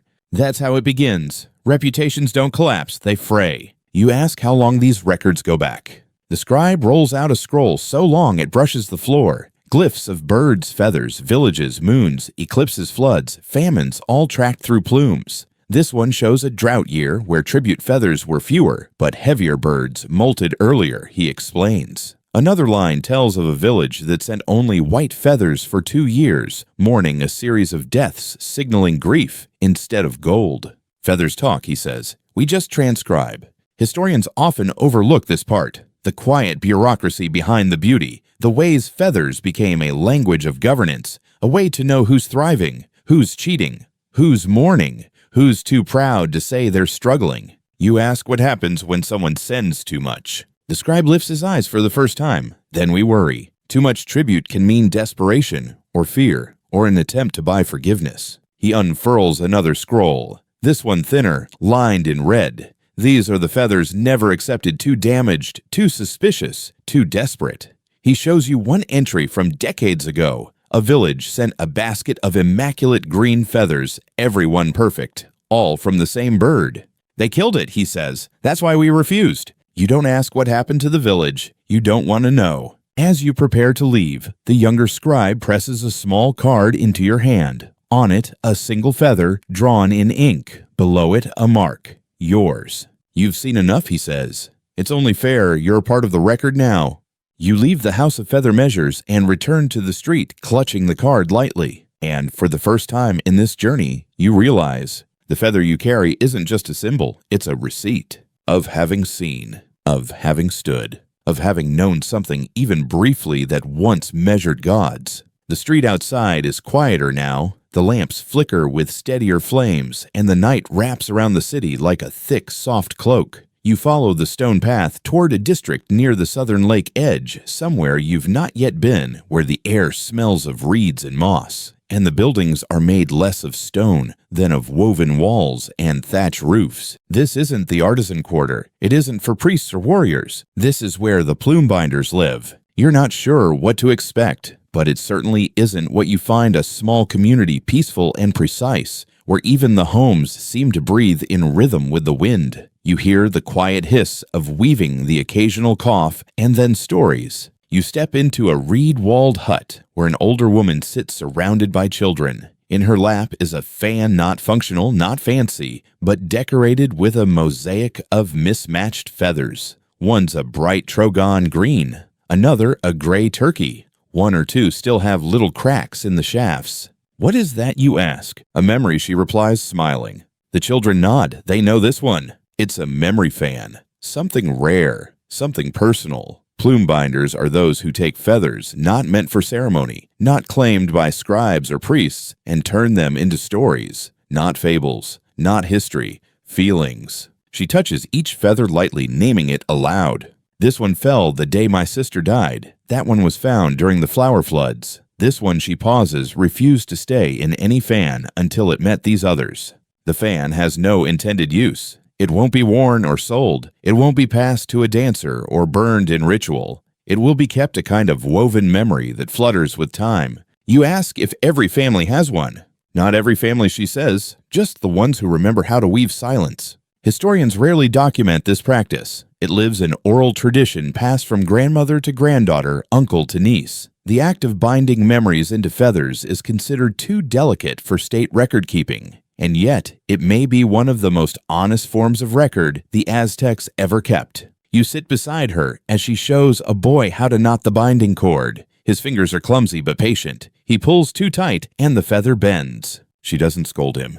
"Let it bend," she murmurs. "That's what remembering looks like." Another child offers her a feather bright blue with a tip singed black. "Cooking fire?" she asks. He nods. She places it near the center of the fan. You ask how many feathers one of these fans might hold. "As many as you need," she says, "or as few as you can bear." In the corner, a man strings a band of feathers onto a simple reed hoop. Not for ceremony, for sleep. He explains it's to be hung above the mat at night. The feathers, he says, are arranged in a spiral that mimics the pattern of good dreams. He doesn't believe they cause dreams, but he swears they know how to catch them. You're offered a seat real this time. A woven stool. They won't mind if you sit. This isn't a place of posture. It's a place of softness. A girl asks if you've made a fan. You shake your head. She offers you a feather. It's not bright. It's not special. But she tells you it came from a bird that landed on her grandmother's shoulder the day before she passed. You ask if she's sure she wants to give it away. She shrugs. "We don't give them away. We let them keep flying." So you add it to your sash. 3 now. And something strange happens. You feel quieter, not silenced, just less noisy inside. You ask if there are rules for memory fans. Only one, the old woman says. You have to remember where each feather came from. If you forget, the fan forgets you.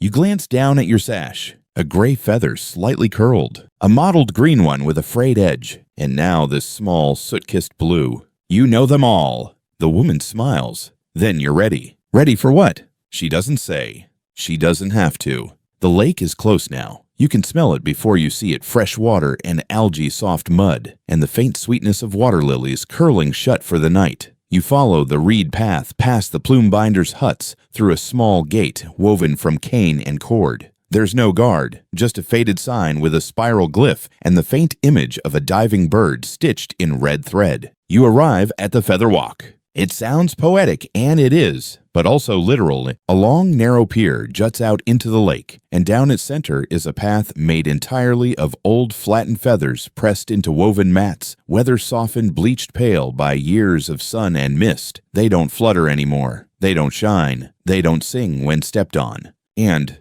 that's the point. This isn't a place of grandeur. It's a place of reflection. You start down the path, your feet brushing the feathered surface with each step. The mats are surprisingly firm. You were expecting softness, but these feathers have hardened into memory. Their color is mostly gone, but in some spots, tiny glints remain: a shimmer of green, a whisper of gold. Every so often, there's a feather that's been deliberately replaced, newer, glossier, placed like a pause in the rhythm of old age. You notice a pattern in these replacements. They form questions. You spot one patch of feathers arranged in the shape of a spiral, another in the shape of a hand, another with a missing center, an intentional hole in the design.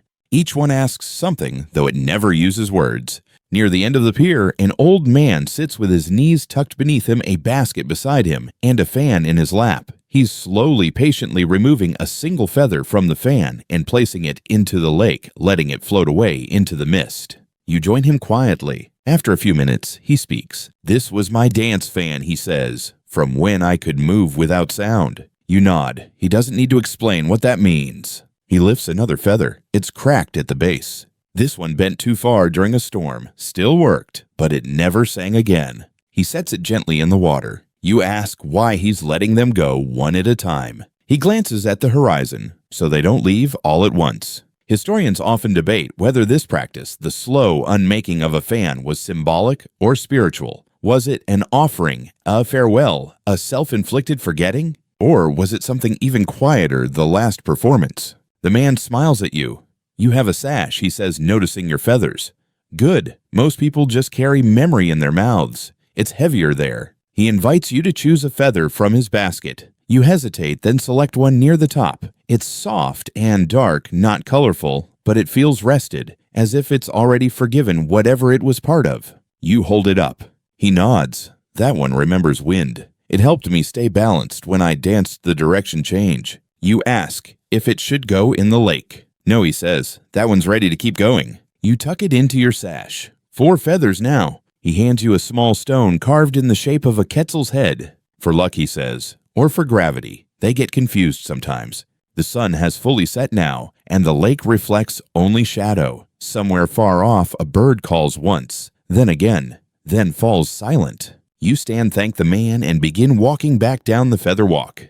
This time you hear the softest sound beneath your feet. Not music, not memory, just the quiet exhale of hundreds of feathers giving up their weight. You return from the Feather Walk, slowly carrying the silence of the lake with you. It settles around your shoulders like a shawl woven not from threads, but from everything you've witnessed: the fans, the failures, the forgeries, the floats, and the forgotten. Back in the city's inner circle, the lamps are lower now, and the noise has thinned to the occasional hush of sandals on stone. You pass a plaza where dancers once practiced, but now sleep under woven blankets. Their headdresses rest beside them, some upright like watchful birds, others collapsed in sleep themselves. And that's when you hear it. A drum, soft, slow, almost tired. You follow the sound until you reach a long open hall, lined with reed mats and slatted roof beams. The drum isn't for dance. It's for marking time. Each beat is a breath, a heartbeat, a feather falling.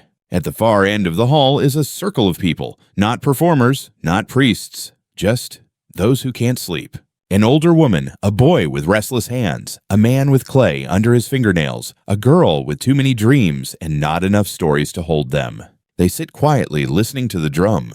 In the center of their circle is a fire, not bright, not hot, just a keeper of shadows. And beside it, a fan, large, circular, resting on a stand. This isn't a fan meant to be held. It's a communal one. A fan that turns with the wind, slightly a kind of weather vane for memory. You're invited to join the circle. No one speaks. There's a feather in the firelight. Someone passes it to the left. When it reaches you, you hold it. Feel the warmth still clinging to the shaft. There's a single bead tied near the quill. Red. You're not told what to say or if you must speak at all, but your fingers know. They slide the feather into your sash. 5 now. Someone across the circle begins humming. Not a song, just a sound. The others pick it up one by one. The tones are low, layered, overlapping like roof tiles. It isn't music you'd recognize. It's more like a feather trying to remember wind.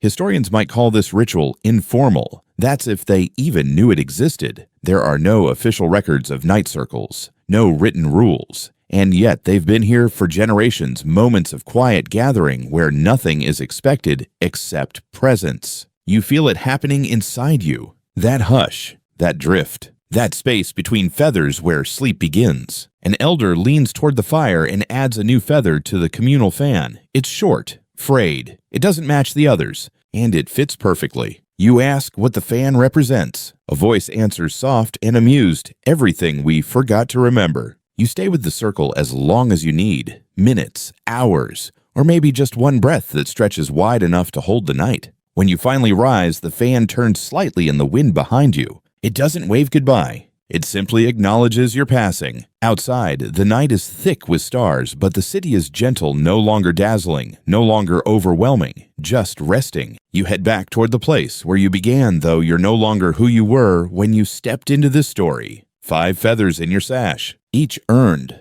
each remembered. And ahead, still more air, still more wind, still more stories waiting for someone to walk softly enough to hear them. It's late now. Even the stars seem to have relaxed their shine. The streets of the Feather City are quiet enough that you can hear your own footsteps, bare soles against cool stone, the soft shuffle of reed dust clinging to your ankles. You're not looking for anything anymore, and that's when you find it.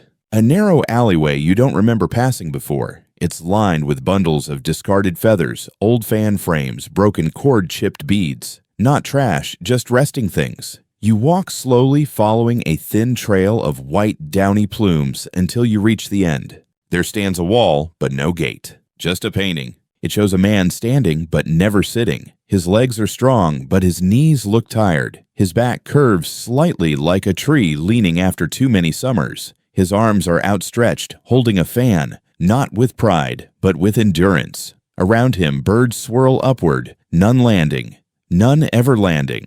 A woman's voice behind you says, "You've found the place of the unsat." You turn and she's there. Not young, not old, just balanced. She gestures to a low stone next to her. You may sit. He never did. You hesitate, then lower yourself down. She begins to speak, not loudly, not urgently, just telling like the night tells the stars where to go. There was a guild of men, she says, whose job was to carry the heaviest fans, the ones used only once a year. The ones made of long plumes from 4 provinces. The ones too tall to bend, too sacred to be touched by the ground. And here's the rule: they were never allowed to sit while holding them.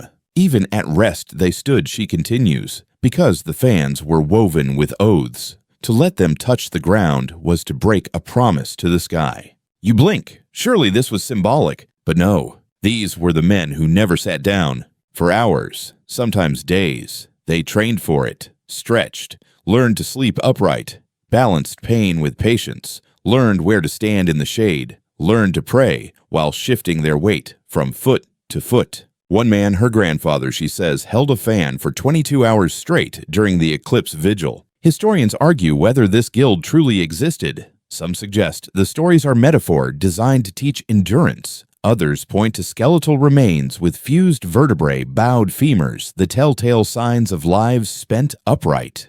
The truth, probably both. The woman tells you the men were called Tlaka Motel, a name that roughly translates as Pillar of the Offering. They weren't famous, not sung about, but every time a fan brushed the wind without faltering, they were there. You ask why they never handed the fan off. Couldn't someone take turns? She smiles sadly, because some promises you carry alone. You sit in silence for a while thinking about that, about fans too sacred to rest, about people too sacred to be seen resting. She offers you a drink from a small gourd. It's warm and faintly sweet tasting of maize, and something floral, maybe xochitl root. It keeps the knees loose, she says. You glance again at the mural. The man's face isn't noble. It's tired, his feet blistered, but his eyes look skyward, not in defiance, not in triumph, just in commitment. You feel something shift inside you, a weight you didn't realize you'd been carrying, or perhaps one you're ready to carry now.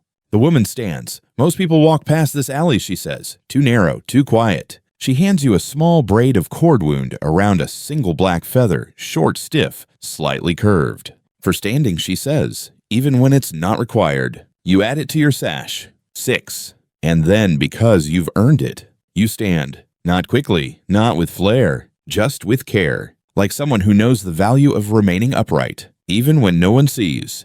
The braid with the black feather swings gently at your side as you walk. Each step feels different now, not heavier exactly, but more deliberate. You move like someone who knows they're being measured not by others, but by the air itself. You follow a canal path, now the water beside you still and dark, reflecting constellations in shimmering threads. This part of the city is nearly asleep. The shops are shuttered, the markets hushed. Even the birds have tucked their heads beneath their wings. And yet, there's still a place open. You find it nestled between two storage buildings, a small circular hut, with smoke curling from its top and soft humming from within. The door is covered with a curtain of braided reeds. You step inside and immediately feel warmth. A hearth glows in the center. The walls are lined with bundles not of feathers, but of feather dust. This is the Plumeria of Ash. A man with silvered hair greets you with a quiet nod. He doesn't ask your name. He gestures toward a low seat, then returns to his task,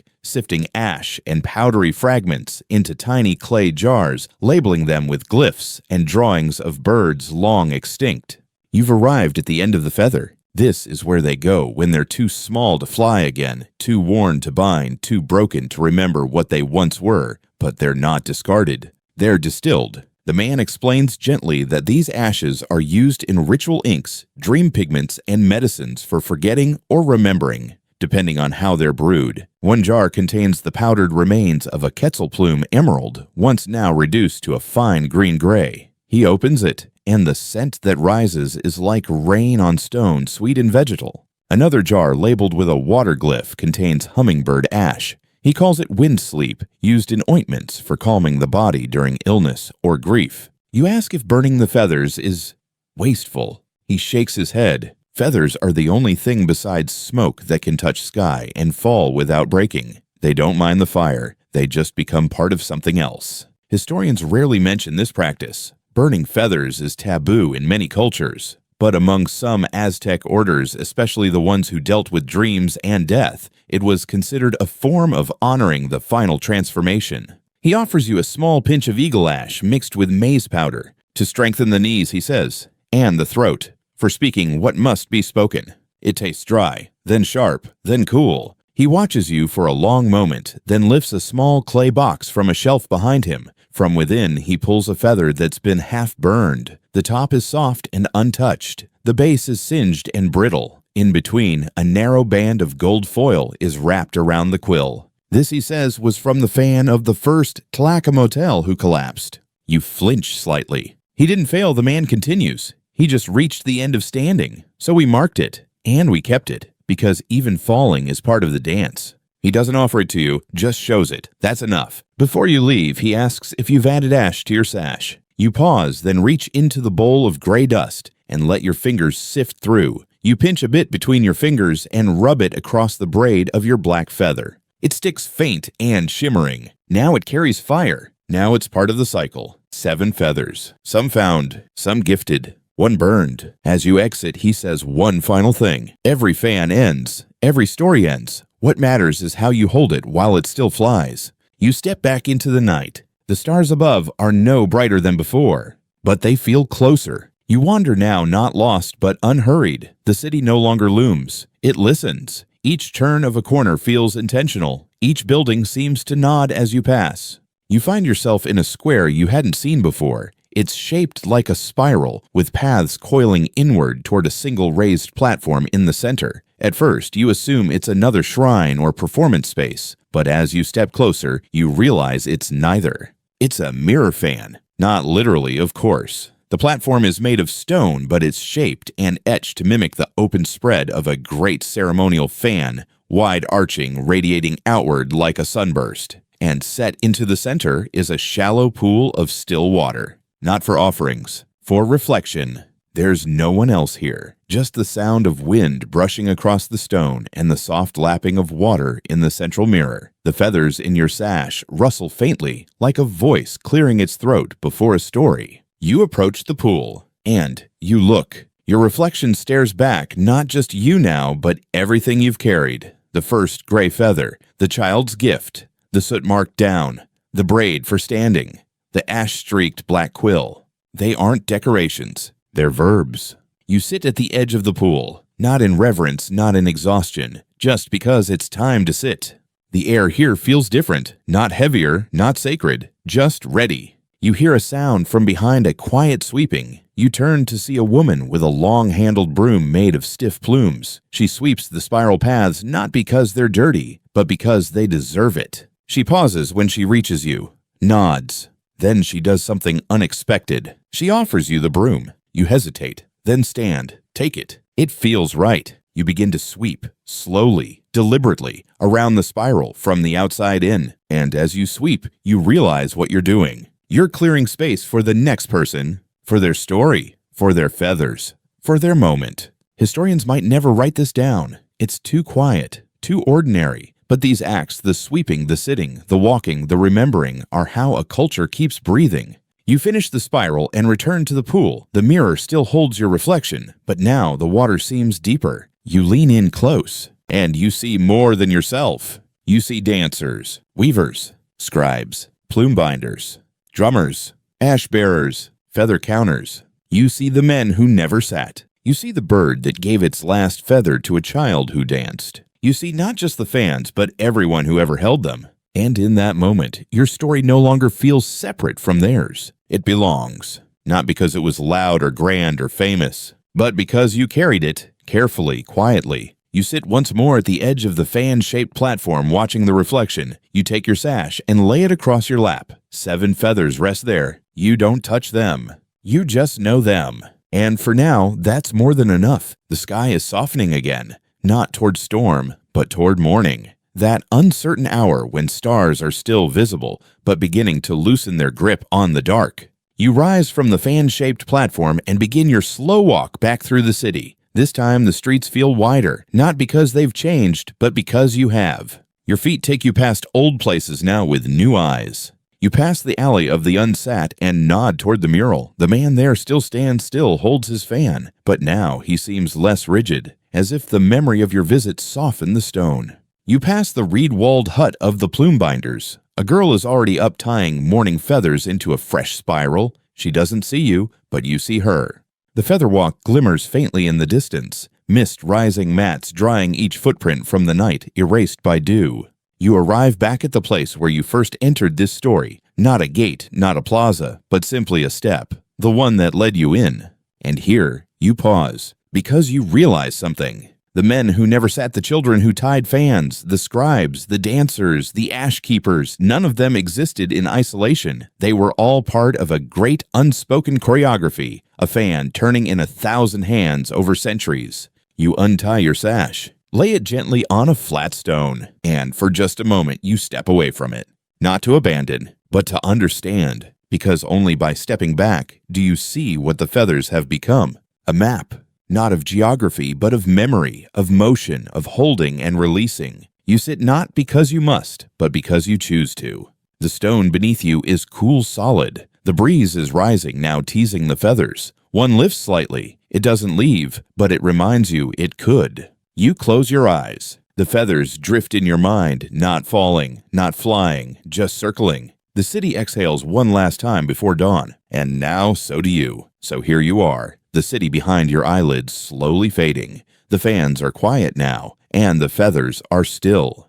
You've walked the paths, met the keepers stood where others stood without rest, and listened to voices made of silence and color and breath. And whether you knew it or not, you were part of it. Every gentle detail you noticed, every quiet thing you carried with you, settled somewhere inside you like a feather, finding its place. No rush, no burden, just presence. Let yourself drift now. Let the Quetzal feathers go soft in your thoughts. Let the ash fall gently. Let the braid of memory untangle, not because it's lost, but because you've woven it into something whole. Maybe you'll dream of the lake again, or the mirror pool, or of a fan turning in wind you can't see but can feel. And if you wake before morning, maybe you'll find a feather resting in your imagination. A small one, no brighter than a whisper, no heavier than a sigh. It will not demand anything of you. It will just remind you, you were here, you listened, you carried it carefully, and that quietly beautifully is enough. Sleep well, feather bearer, and sweet dreams.